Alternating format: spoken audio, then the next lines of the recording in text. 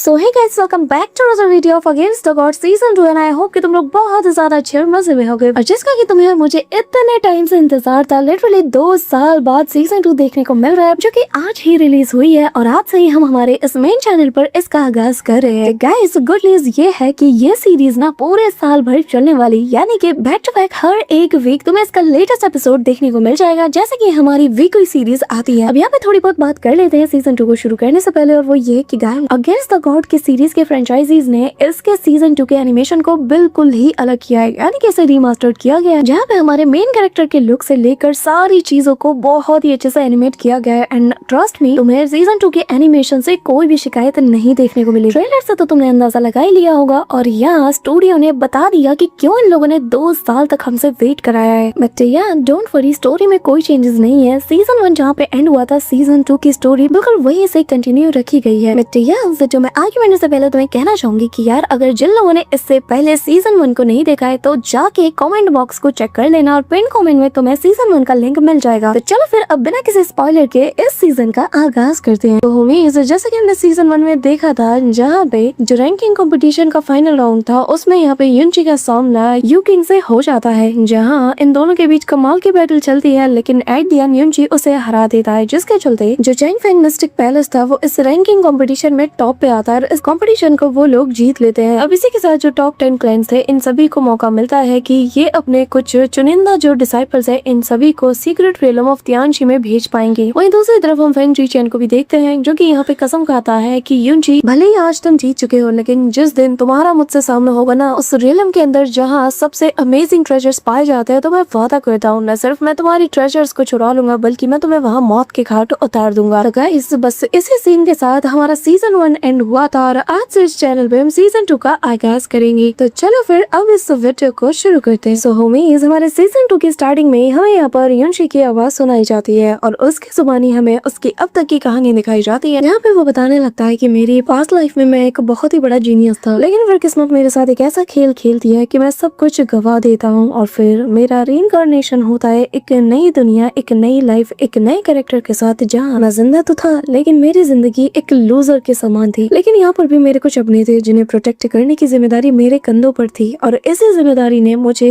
Loser से ताकतवर बनने के लिए प्रोत्साहित किया, और फिर मेरे कल्टीवेशन जर्नी की शुरुआत हुई। एक ऐसा गॉड बनने का सफर जो कि जीनियस इसको स्ले कर सकता है। मेरे पास मेरा साथ देने के लिए वो हेवनली पॉइजन पर्ल और इविल गॉड ब्लड दोनों मौजूद है, और इनकी मदद से मेरे सफर की शुरुआत हुई। इसी के साथ वो बताने लगता है कि इस जिंदगी में मुझे सब कुछ मिला, यहाँ तक कि तियानशोन कॉन्टिनेंट की सबसे खूबसूरत लेडी के साथ मेरी शादी भी हुई। और सिर्फ यही नहीं, आगे चलकर तो मैंने ब्लू ड्रैगन और फिनिक्स के ट्रेजर को हासिल किया। फिर मेरी जिंदगी में मिस बिंग यून आई, जिसके दिल को मैंने चुरा लिया। साथ ही मैंने प्रिंसेस कांग यू के भरोसे को भी जीता, जो कि मुझ पे सबसे ज्यादा यकीन करती है। मैंने अपने ताकत के दम पर 4 ग्रेट फैमिलीज को पूरी तरीके से धराशायी किया, और 7 एम्पायर्स की जो माइटी पावर है, इसे भी पूरी तरीके से गहरे रास्ते से खत्म करके रख दिया। लेकिन मेरा सफर अभी भी खत्म नहीं हुआ है, और अगर मेरे इस सफर में हेवन रुकावट बनने की कोशिश करेगा और मेरी तकदीर को बदलने की कोशिश करेगा, तो मैं हेवन तक को डिफाई करके रख दूंगा। और अगर हेवन को डिफाई करना इविल है, तो मैं युनची, मैं एक इविल गॉड बन के रहूंगा। इसी के साथ हमें प्रेजेंट टाइम का सीन दिखाया जाता है, जहाँ वो अनाउंसर बताने लगता है कि आज से ठीक 5 दिन बाद चुने गए वो टॉप 10 सेट्स, उनके पास ये चांस होगा कि वो सीक्रेट रियलम ऑफ तियानशी में अपने चुने गए डिसाइपल्स को भेज पाए। इसी के साथ हमें सीक्रेट रियलम ऑफ तियानशी के बाहर का सीन दिखाया जाता है। फाइनली 5 दिनों बाद वो दिन आ जाता है, जब यहाँ पर 10 ग्रेट सेक्ट्स के जो चोजन डिसाइपल्स हैं, वो लोग सीक्रेट रियलम के अंदर जाने वाले। इसी के साथ यहाँ पे हमें युनची को दिखाया जाता है, जो कि यहाँ पर किंग यू से कहने लगता है कि किंग यू, प्लीज मेरी मदद करो, अपना हाथ दो यार, मुझसे बिल्कुल भी चला नहीं जा रहा, मुझसे सांस नहीं लिया जा रहा, प्लीज मेरी मदद करो। तभी यहाँ पर किंग यू, जो कि आइस क्लाउड इंपीरियल पैलेस के मेंबर, वो कहने लगते हैं कि नाटक करना बंद करो, मैं जानती हूँ तुम अपनी आदत से कभी पास नहीं आने वाले। ये कहते हुए वो यहाँ से चली जाती है। अब तभी यहाँ पे हम देखते हैं कि युनची को कुछ फील होता है, उसका हाथ ब्लो करता है, और यहाँ जैसे ही माउंटेन पीक के ऊपर युनची नजर डालता है और अपने हाथ को देखता है, तो वो कहने लगता है कि न जाने क्यों ये फीलिंग मुझे वापस से फील हो रही है। ऐसा लग रहा है कि कोई चीज मुझे उस माउंटेन पीक के अंदर बुला रही है, न जाने वो क्या होगी। तो वो मिस किंग यू के पास जाता है। वो कहने लगता है कि एक बात बताओ, इस सीक्रेट रियलम के अंदर क्या कोई पावरफुल ट्रेजर मौजूद होगा? जिस पर वो बताने लगती है कि यहाँ पर काफी सारे पावरफुल ट्रेजर है, लेकिन उन्हें कौन ऑब्टेन करेगा ये कम्प्लीटली किस्मत के ऊपर निर्भर करता है। जिसकी किस्मत में होगा उसे वो मिल जाएगा। लेकिन इन सब में जो सबसे ज्यादा लेजेंडरी और सबसे ज्यादा रेयर है, वो और कुछ नहीं बल्कि बॉडी एम्पर का हार्ट लोटस है। यहाँ पे जैसे बॉडी एम्पर के लोटस ट्रेजर का वो सुनता है ना, तो वो हैरान था। जिस पर वो बताने लगता लगता है कि हाँ ये असल में एक हेवन डिफाइंड ट्रेजर है जिसे कि इस वर्ल्ड में एग्जिस्ट नहीं करना चाहिए, लेकिन एंशिएंट रिकॉर्ड में फिर भी इसका जिक्र है, जिससे पता चलता है कि ये हमारे वर्ल्ड में एग्जिस्ट करता है, पर आज से पहले किसी ने भी इसे नहीं देखा। ये सुनते साथ ही युनजी कहने लगता है कि फिर तो मुझे ऐसा लगता है कि हम लोग ना यहाँ पर एक बहुत बड़ी खोज करने वाले हैं, जिसके चलते हम लोग ना काफी ज्यादा फेमस हो जाएंगे। तो चलो फिर आगे बढ़ा जाए। ये कहते साथ ही वे यहाँ पर किंग यू को लेकर सीधा उस माउंटेन पीक के ऊपर जाने लगता है और तभी सीन शिफ्ट होता है और हमें इस सीक्रेट रियलम ऑफ तियानजी के कोर का सीन दिखाया जाता है, जहाँ पर काफी थिक अमाउंट में फॉग मौजूद था और चारों तरफ बस बर्फबारी हो रही थी। इस दौरान यहाँ पे जो युनजी है वो यहाँ पर अपने हेवनली पॉइजन पर्ल का यूज करते हुए उस ट्रेजर को डिटेक्ट करते हुए काफी डीप एरिया में आ चुका था। अब तभी वो जैसे ठीक ठाक नजदीक पहुंच जाता है तो उसका जो हेवनली पॉइजन पर्ल है ना वो काफी तेजी से यहाँ ब्लिंक करना शुरू कर देता है, जिसके चलते युनजी को पता चल जाता है कि वो बिल्कुल डेस्टिनेशन पे पहुंच चुका है। जैसे ही वो उस जगह को थोड़ा सा अच्छे से देखता है तो यहाँ पर उसे एक मिस्टीरियस से पर्ल जैसी चीज नजर आती है, जिसे देखते साथ ही यहाँ पर वो किंग यू से पूछने लगता है कि वैसे एक बात बताओ, ये जो बॉडी एम्परर हार्ट लोटस है ये कैसा दिखता है? जिस पे वो बताने लगते हैं कि ये एक नॉर्मल लोटस से काफी ज्यादा बड़ा होता है। इसके जो हर एक पेटल्स है इनका कलर काफी ज्यादा ब्राइट है, जो कि दिन के उजाले में सी ब्लू कलर में नजर आता है। साथ ही हर एक पेटल कम्प्लीटली ट्रांसपेरेंट है। अब ये सुनना ही था कि तभी यहाँ पे हम देखते हैं कि जो युनजी है वो समझ आता है कि उसे वो चीज मिल चुकी है और वो अपनी फायर पावर का यूज करते साथ ही वहाँ मौजूद आइस को मेल्ट करते साथ ही उस बॉडी एम्परर हार्ट लोटस को बाहर निकालता है और जो कि आते साथ ही अपनी कमाल की ऑरा को रिलीज करता है और इसकी खूबसूरती को देखकर किंग भी काफी ज्यादा एक्साइटेड हो जाती है और कहती है कि जैसा कि रिकॉर्ड में मेंशन किया गया ये एग्जैक्टली उतना ही ज्यादा खूबसूरत है। जिसमें यहाँ वो बताने लगता है कि ये इस बर्फ के इतना डीप में छिपा हुआ था कि बिना हेवनली पॉइजन पर्ल के कोई भी इसे ढूंढ नहीं सकता था। अब तभी जैसे ही वो उस फ्लावर को तोड़ने के लिए अपना हाथ आगे बढ़ाता है तभी यहाँ पर एक बीस्ट जो कि इसकी ऑरा को फील करते साथ ही अपनी ऑरा को रिलीज करता है, जिसे सेंस करते साथ ही ये दोनों समझ आते हैं कि भाई साहब बहुत बड़ा खतरा इनके सामने आने वाला है। अब तभी आसपास की जगह कम्प्लीटली शेक करने लगती है और यहाँ इनके सामने एक प्रोफाउंड मिस्टिक बीस्ट जो कि तियानजी बीस्ट के नाम से भी जाना चाहता है वो इमीडिएटली इनके सामने आके अपनी ऑरा को रिलीज करता है और तेजी से दहाड़ते हुए जैसे इनके ऊपर हमला करने वाला था तभी युनजी बिना किसी देर के अपनी लॉन्गेस्ट स्वॉर्ड को बाहर निकालता है और जैसे ये बीस्ट अपना एक क्लॉ अटैक उसके ऊपर करता है तो यहाँ हम देखते हैं कि वो अपनी स्वॉर्ड को चला के मारता है और उसके उस क्लॉ अटैक के 2 टुकड़े कर देता है। इस दौरान अब यहाँ युनजी उसके ऊपर हमला करने के लिए चाहता है, लेकिन किंग यू जो है वो अच्छे से जानती है कि ये प्रोफाउंड मिस्टिक बीस्ट कितना ज्यादा खतरनाक है, तो वो यहाँ पर युनजी को उसके बारे में आगाह करते हुए कहती है कि हमें यहाँ से भागना चाहिए। जो सुनकर युनजी भी ऐसा ही करता है, लेकिन तभी यहाँ पे ये जो बीस्ट था ये उसके ऊपर अपने पंजे से हमला कर देता है, लेकिन युनजी जैसे तैसे अपने पावर्स का यूज करके इसे होल्ड करता है, पर बीच में ही यहाँ पे किंग यू उसे पकड़ते साथ ही अपनी तरफ खींच लेती है। अब तभी इसके चलते उस बीस्ट का ध्यान सीधा मिस किंग यू की तरफ जाता है, जो देखकर मिस किंग यू भी अपने आइस क्लाउड वॉल को यहाँ प्रिपेयर करती है। तभी वो बीस्ट उसके ऊपर अपने दूसरे पैर से हमला करता है, जिसके चलते ये जो क्लाउड बैरियर था ये कम्प्लीटली शटर्ड हो जाता है, पर सही वक्त पर युनजी आते साथ ही उसे पकड़ लेता है और फिर शैडोज ऑफ स्टार गॉड को वो यूज करते हुए यहाँ पे शैडो डांस का यूज करते हुए पलक झपकते काफी दूर निकल चुका था, लेकिन वो कहता है कि यकीन नहीं होता कि एक प्रोफाउंड मिस्टिक बीस्ट इस ट्रेजर की हिफाजत कर रहा है। जिसपे किंग ये बताने लगती है कि ये जो बॉडी एम्परर लोटस है ना ये किसी के भी कल्टीवेशन को बूस्ट कर सकती है और काफी हद तक बढ़ा सकती है, यहाँ तक कि ऐसे भी लोगों के जिनके पास मिस्टिक पावर है भी नहीं, और इसे एक बार में अगर कंज्यूम किया जाए तो ये क्लूजर को भी अर्थ फेज मिस्टिज्म में पहुंचा देगी। और ऐसे ही खतरनाक और पावरफुल ट्रेजर को एक प्रोफाउंड मिस्टिक बीस्ट अपनी पूरी चीज जान से डिफेंड करते हैं। अब तभी हम देखते हैं कि ये जो बीस्ट था ये काफी करीब आ चुका था, जिसके चलते युनजी यहाँ पे मिस किंग यू को काफी दूर फेंक देता है और कहने लगता है कि तुम आगे जाओ, मैं इसे डिस्ट्रैक्ट करता हूँ। अब मिस किंग यू तो युनजी को आवाज देती है, लेकिन वो किसी की नहीं सुनता और वो सीधा इस मॉन्स्टर से भिड़ने के लिए पहुंच जाता है, जहाँ ये बीस्ट उसके ऊपर दे तनादन हमले करता है, पर तभी युनजी सीधा उसके सारे अटैक से डॉज करते हुए उसके शोल्डर की तरफ अपना एम करता है और उसके हाथों पर चढ़ाई करते हुए उसके काफी करीब पहुंच जाता है। इस दौरान जैस्मिन उससे कहने लगती है कि तुम अच्छे से जानते हो ना कि इस प्रोफाउंड मिस्टिक बीस्ट के आगे तुम कुछ भी नहीं हो, फिर भी तुम इससे पंगा ले रहे हो। जिस पे वो कहता है हाँ तुमने सही कहा, लेकिन मैं कौन से इसे मारना चाहता हूँ, ना ही मैं इससे भिड़ना चाहता हूँ। असल में मेरी जो shadows of star God technique है वो कहीं ज्यादा फास्ट है इस मोटे बीस्ट से। मैं तो बस इसे इसी के जरिए से डिस्ट्रैक्ट करके यहाँ से दूर ले जाना चाहता हूँ ताकि मिस किंग यू को यहाँ से निकलने का मौका मिल जाए। अब तभी हम देखते हैं कि वो सीधा उस फ्लावर के पास पहुंच जाता है, जो देखकर जैस्मिन इमीडिएटली बाहर अपीयर हो जाती है, कहने लगती है कि तुम एक नंबर के पागल हो, तुम्हें पता भी है तुम कर क्या रहे हो, तुम एक लड़की के पीछे अपनी पूरी जिंदगी दांव पे लगा रहे हो। तब तक हम देखते हैं कि युनजी उस फ्लावर को अपने पास रख चुका था। अब तभी ये जो बीस्ट था ये सीधा हवा में जंप करते हुए उसके सामने आ जाता है, जो देखकर साथ ही यहाँ पे मिस किंग यू कहने लगती है कि आखिर तुम मुंह क्या देख रहे हो, जल्द से जल्द वहाँ से भागो। अब युनजी और मिस किंग यू दोनों यहाँ से भागने लगते हैं, पर ये जो बीस्ट था वो यहाँ जमीन पर अपने दोनों हाथों को पटक देता है, जिसके इम्पैक्ट से ये दोनों हवा में उछल जाते हैं और तभी अपने मुंह से सक डिस्ट्रक्शन फोर्स का यूज करते हुए वो मिस किंग यू को डिवोर करने के लिए अपनी ओर खींचे जा रहा था। तभी हम यंशी को देखते हैं जो कि जैसे तैसे उसका हाथ थाम लेता है और फिर ceiling of clouds and the sun नाम की टेक्निक का यूज करते हुए वो इन दोनों के आसपास एक गोल्डन कलर के प्रोटेक्टिंग बैरियर को बना देता है, जिसके अंदर ये दोनों बिल्कुल सही सलामत है। और तभी हमें 3 दिन बाद का सीन दिखाया जाता है जहाँ पे हम देखते हैं कि यहाँ यंशी की आँख खुल जाती है और वो हफ्ते कहने लगता है कि किंग यू मैं तुम्हें कुछ नहीं होने दे सकता। और तभी उसे रियलाइज होता है कि शायद वो कोई सपना देख रहा था। ऐसा दौरान हमें दिखाया जाता है कि फिलहाल यंशी तियानजियान मैनर जो कि गेस्ट रूम है वहाँ पे मौजूद है। तभी यहाँ पे जैसे ही वो खुद को ठीक कर रहा है जैस्मिन उससे कहने लगती है कि तो तुम्हें होश आ ही गया, 3 दिन से घोड़े बेच के सो रहे हो, मुझे तो लगा था कि शायद कभी उठोगे ही नहीं। रैंकिंग बैटल में तुमने काफी अच्छा परफॉर्म किया लेकिन तुम्हें बस एक रैंकिंग को हासिल करने के लिए खुद को इतना ज्यादा पुश नहीं करना चाहिए था। जिसपे वो कहने लगता है कि चिंता मत करो, मुझे मेरी लिमिट्स का पता है और मैं कभी भी ऐसी बेवकूफी नहीं कर सकता कि जिसपे मेरी जान दांव पे आ जाए। तभी वो यहाँ पे इसका शुक्रिया अदा करते हुए कहता है कि मास्टर तुम्हारी वो जो ग्रेट ताओ बुद्धा टैक्टिक्स है ना वो वाकई में काफी ज्यादा एक्स्ट्राऑर्डिनरी है। वरना जरा देखो तो सिर्फ 3 दिन में ही मैं पूरी तरीके से रिकवर कर चुका हूँ और नॉर्मल मेथड से तो ये कभी भी पॉसिबल नहीं था।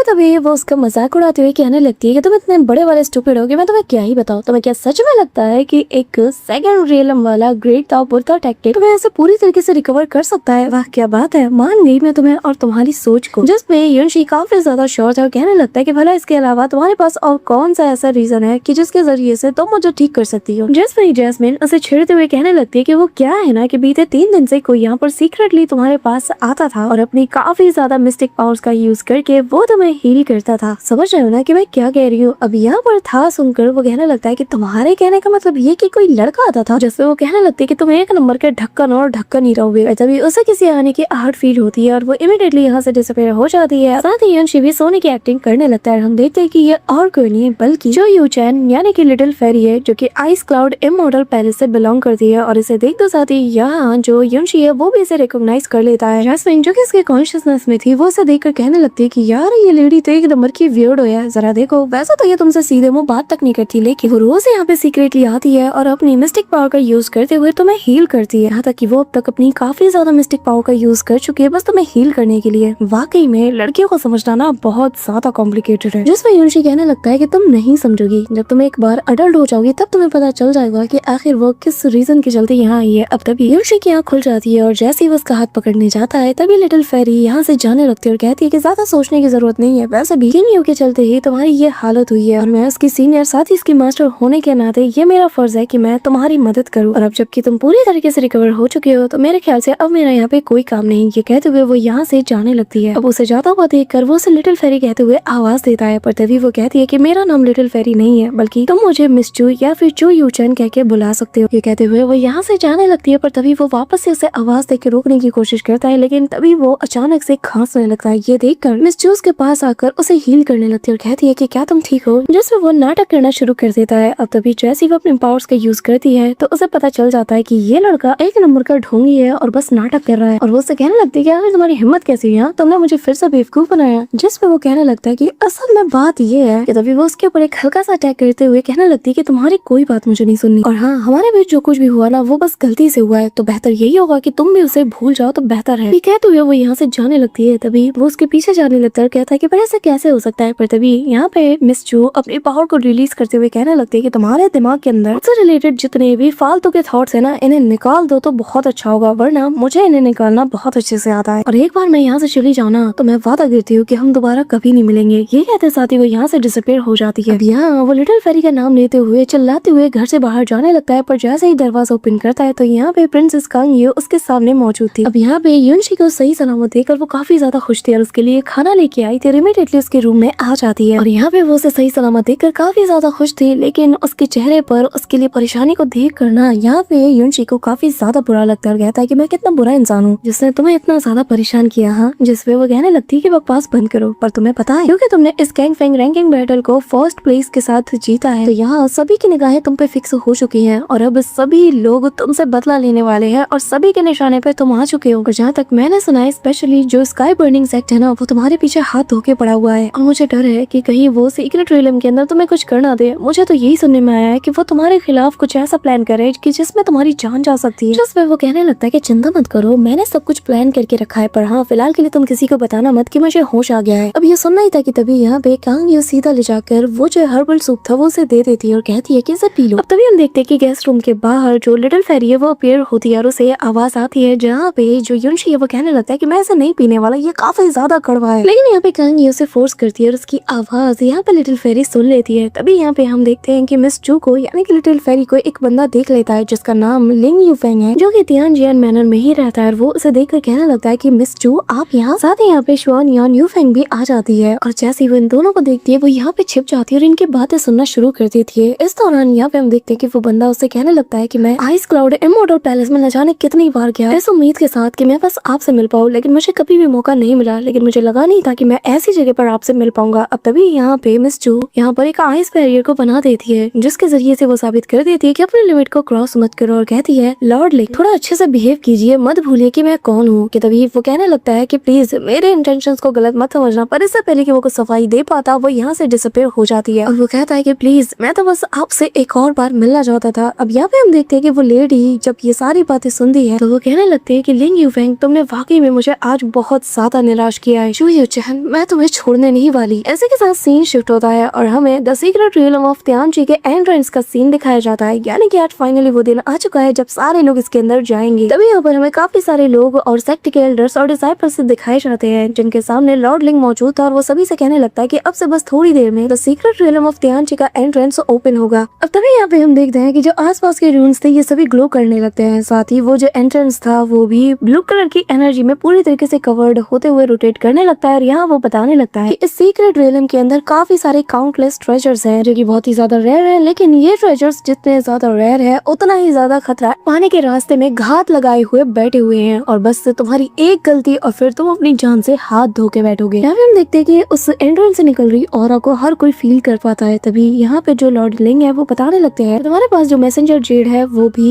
वहाँ पर किसी काम के नहीं और हम चाहकर भी उसके जरिए से तुम्हें रेस्क्यू करने के लिए वहाँ नहीं आ सकते। यहाँ पे हम स्काई बर्निंग सेक्ट के दो मेंबर्स को देखते हैं, यानी कि फेन जुई चेंग और फेन जुई भी। ये दोनों उसकी बातें बहुत ही गौर से सुने जा रहे थे। अब तभी युनशी को ना पाते साथ ही जो फेन जुई चेंग है वो फेन जुई भी से कहने लगता है कि कितने अफसोस की बात है कि वो लड़का अभी तक नहीं आया, उस लूजर को तो मुझे मारना था। जिससे फेन जुई भी कहने लगता है कि वो बहुत बुरी तरीके से लास्ट बैटल में इंजर्ड हो गया था और इसी के चलते शायद वो यहाँ कम्पीट करने के लिए नहीं आ पाया। अब वो जिंदा बच गया और शायद यही उसकी खुशकिस्मती है। पर चिंता मत करो, एक बार हम यहाँ से वापस आ जाए तो फिर उसे मारने का हम कोई ना कोई तरीका जरूर निकाल लेंगे। और तभी यहाँ पे कांग फेंग रॉयल फैमिली को सबसे पहले आगे बुलाया जाता है ताकि वो अपने चोजन डिसाइपल का नाम यहाँ सभी के सामने अनाउंस करे जो कि इस सीक्रेट रियलम में जाएंगे। अब तभी वो लॉर्ड किन को मौका देते हैं। अब यहाँ पे लॉर्ड किन यानी कि किन वूशेंग जो कि कांग फेंग रॉयल फैमिली से बिलोंग करता है वो आगे आते हुए यहाँ पे उन्हें जैसे ही बताने वाले थे कि युनशी अवेलेबल नहीं, तभी यहाँ पर सभी को इस बात की भनक लग चुकी थी और वो लोग कह रहे थे कि कितने अफसोस की बात है, युनशी ने कितनी ज्यादा मेहनत की लेकिन अब वो इस कदर इंजर्ड है कि वो यहाँ पर आ तक नहीं सकता। तभी यहाँ पे इससे पहले कि जो लॉर्ड किन है वो यहाँ पे कुछ डिक्लेयर करने ही वाले थे, पर तभी युनशी यहाँ पे आ जाता है और वो कहने लगता है कि लॉर्ड किन एक मिनट जरा मेरी बात सुनिए। अब यहाँ ये सुनते साथ ही सभी हैरान थे। तभी यहाँ पे युनशी दौड़ते हुए आकर फेन जुईचेन को धक्का दे देता है और आगे की ओर बढ़ जाता है। ये देखकर फेन जुईचेन को काफी गुस्सा आता है, पर तभी यहाँ पे फेन जी भी उसे रोकते हुए कहने लगता है कि यहाँ पर कुछ भी ऐसी वैसी हरकत मत करना कि जिसके वजह से हमें नुकसान उठाना पड़े। अब युनशी को सही सलामत देखते साथ ही सभी के चेहरे पर काफी ज्यादा एक्साइटमेंट थी। यहाँ पे लिटिल फेरी तो उसकी तरफ देखती भी नहीं, जो चीज यहाँ पे युनशी नोटिस कर लेता है। अब किन वोशेंग ये देखकर तो काफी ज्यादा हैरान था। वो कहने लगता है कि तुम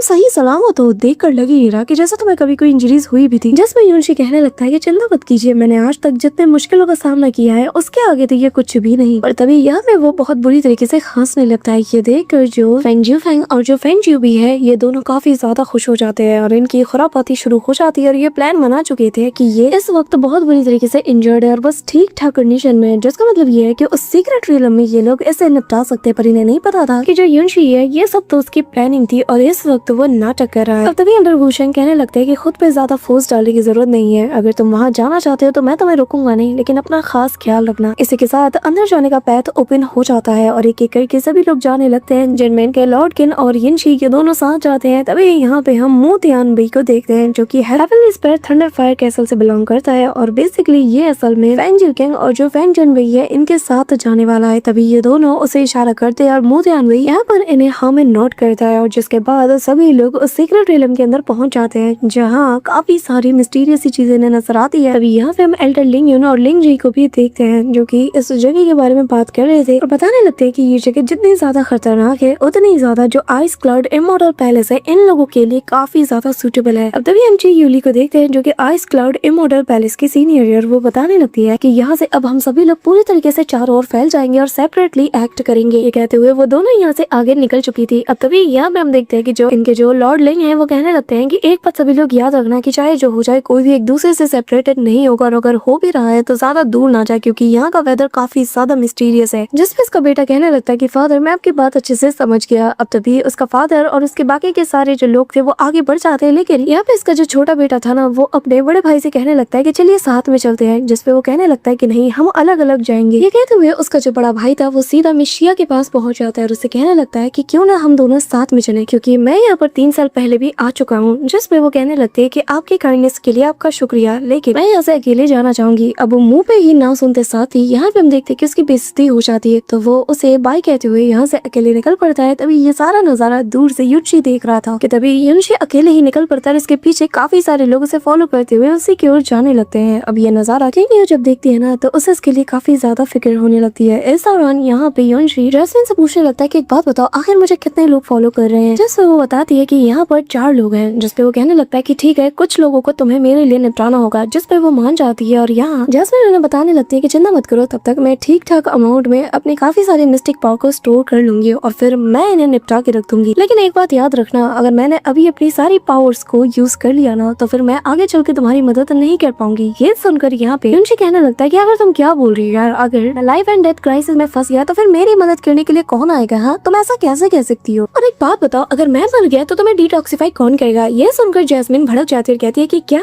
तुम मेरी मदद करते हो? हाँ डिटॉक्सिफाई भूलो मत, आज तक मैं तुम्हारी हेल्प करती आई हूँ, जिसके चलते ये जो पॉइजन का बैकलैश है ना ये काफी ज्यादा बढ़ जाता है और मेरी हालत बिगड़ जाती है। तो इनडायरेक्टली अगर मैं तुमसे मिलती ही नहीं तो ना ही मेरे अंदर ये जो पॉइजन है ये बढ़ता और ना ही मुझे तुम्हारी जरूरत पड़ती। समझ रहे हो ना? अब तभी यहाँ पे हम देखते हैं कि जो यंग मास्टर फैन है और जूबी है ये दोनों यहाँ आ जाते हैं और कहने लगते हैं कि युनशी तुम हमें भूल तो नहीं गई। तभी यहाँ पर उन दोनों को देखते हुए वो कहने लगता है कि यार थोड़ा सा तो यकीन रख लिया अगर आपने इस बदसूरत सी शक्ल पे। तुम्हें क्या लगता है तुम्हारी इस बदसूरत सी शक्ल को मैं इतनी आसानी से भूल जाऊंगा? हाँ नहीं ऐसा कैसे हो सकता है? हाँ तो बताओ आखिर तुम्हें मुझसे क्या काम है? मैं पहले ही बता दूं कि मैं फिलहाल के लिए बिल्कुल भी अच्छे मूड में नहीं हूँ। अब तभी यहाँ पर उनमें से एक बंदा कहने लगता है कि चिंता मत करो, हम यहाँ पर तुमसे कुछ लेने के लिए नहीं आए हैं, हम तो बस तुम्हें यहाँ से निपटाने के लिए आए और यहाँ से हम तुम्हें हमेशा हमेशा के लिए भेज देंगे। जिस पे वो कहता है कि अच्छा कहाँ भेजोगे? जिस पे जूफेंग उसके पर हमला करते हुए कहता है कि हम तुम्हें उस दुनिया में भेजेंगे जहाँ से कोई वापस नहीं आ सकता। अब तभी हम देखते हैं कि जो हमारा हीरो युनशी है वो भी अपने वेपन को निकालते साथ ही इनके साथ बैटल करना शुरू कर देता है। इनके बीच कमाल की बैटल होती है और एक कमाल का डुएल देखने को मिलता है। अब उसे इतना ज्यादा अग्रेसिव होता हुआ देखकर वो कहने लगता है कि यंग मास्टर जूफेंग एक बात बताओ आखिर इतना गुस्सा किस बात का? मैंने तुम्हारा क्या बिगाड़ा है? जिस पे वो कहने लगता है कि तुमने मेरी वुमेन को चुराया है, तुम्हें क्या लगता है कि मैं तो ऐसे ही आसानी से जाने दूंगा? नाटक करते हुए तुम्हें शर्म नहीं आ रही? हाँ ये कहते हुए वो उसके पर हमला करता है, लेकिन युनशी भी उसके स्वॉर्ड स्ट्राइक को रोकते हुए कहता है कि अरे हाँ याद आया प्रिंसेस कांग ना, वैसे पता है लास्ट नाइट ना वो मेरे लिए गर्मा गर्म सूप लाई थी जिसे उसने अपने हाथों से मुझे पिलाया। टू बैड इसमें मेरी कोई गलती नहीं है। अब वो मेरे प्यार में पड़ गई तो मैं क्या ही कर सकता हूँ? अब अगर तुम मुझसे ज्यादा फेमस होते या मुझसे ज्यादा केपेबल होते तो शायद उसका ध्यान तुम पे जाता, पर मैं इतना खास हूँ, मैं क्या ही करूँ बताओ, इसमें मेरी क्या गलती? उससे भी ज्यादा मैं तुमसे कहीं गुना ज्यादा हैंडसम हूँ ना, और तुम्हें तो पता ही है कि लड़कियों को हैंडसम लड़के कितने ज्यादा पसंद आते हैं। तभी यहाँ पे युनशी उसके ऊपर फीनिक्स ब्रेकर नाम के अटैक का यूज करते हुए उसके ऊपर एक जानलेवा हमला कर देता है, जिसके इम्पैक्ट से वो काफी दूर छिटका जाता है। वो कहने लगता है कि अब मेरे सवाल का जवाब दो, अगर तुम्हारे सामने कोई बेटर ऑप्शन हो तो तुम कांगियों को क्यों चुनोगे? हाँ अभी हम देखते हैं कि यहाँ पे इसका चमचा आगे आता है, वो आते साथ ही उसके ऊपर हमला करती था और कहने लगता है कि अगर तुम्हारी हिम्मत कैसी हुई ऐसे बात करने की। अब जुनमई युनशी के ऊपर हमला करके इसे काफी पीछे ढकेल देता है, पर तभी यहाँ पे जुनमई आते साथ ही कहने लगता है कि अब हमें जल्द से जल्द इसे नर्क में पहुंचाना ही होगा और इसके लिए हमें साथ मिलकर अटैक करना होगा और जिसके बाद हम हमेशा हमेशा के लिए इससे छुटकारा पालेंगे। अब यहाँ इनकी बातें सुनकर जैस्मिन कहने लगती है कि यार ये लोग थकते नहीं। तभी वो यहाँ युनशी से कहने लगती है कि जरा अपने पीछे देखो, असली खतरा तो पीछे मौजूद है। और तभी वो सोच देखते हैं पानी के अंदर कुछ हलचल होता हुआ नजर आता है। इस दौरान हम देखते हैं कि जुनमई उसके ऊपर हमला तो कर देता है अपने स्वॉर्ड से, लेकिन युनशी भी अपने स्वॉर्ड का इस्तेमाल करते हुए हैवी रूलर के जरिए से कमाल के स्ट्राइक करते हुए इसे पीछे की ओर गिरा देता है। अब तभी जुनफेंग की ये हालत देखकर जुनमई को काफी ज्यादा इसकी चिंता होती है, पर तभी पीछे युनशी आकर कहने लगता है कि तुम्हें ना अपनी फिक्र करनी चाहिए। और इससे पहले कि हम देखते हैं कि जुनमई इसके ऊपर ध्यान दे पाता तब तक इस बंदे को बहुत बुरी तरीके से युनशी मार चुका था और कहने लगता है कि हाँ तो अब बताओ, अब तो एक साथ ही गया और इसे काफी वक्त लगेगा पूरी तरीके से रिकवर होने में, तो अब बताओ तुम अकेले क्या करोगे? अब यहाँ पे लोगों को पता चल जाता है कि युनशी असल में कमजोर होने का नाटक कर रहा था। तभी वो हंसते हुए इस बात को रिवील भी करता है कि हाँ बिल्कुल, तुम्हें क्या लगता है कि क्या मैं नहीं जानता कि तुम लोगों ने सारी प्लानिंग प्लानिंग कर रखी थी। तुम लोगों ने तो यही सोचा था कि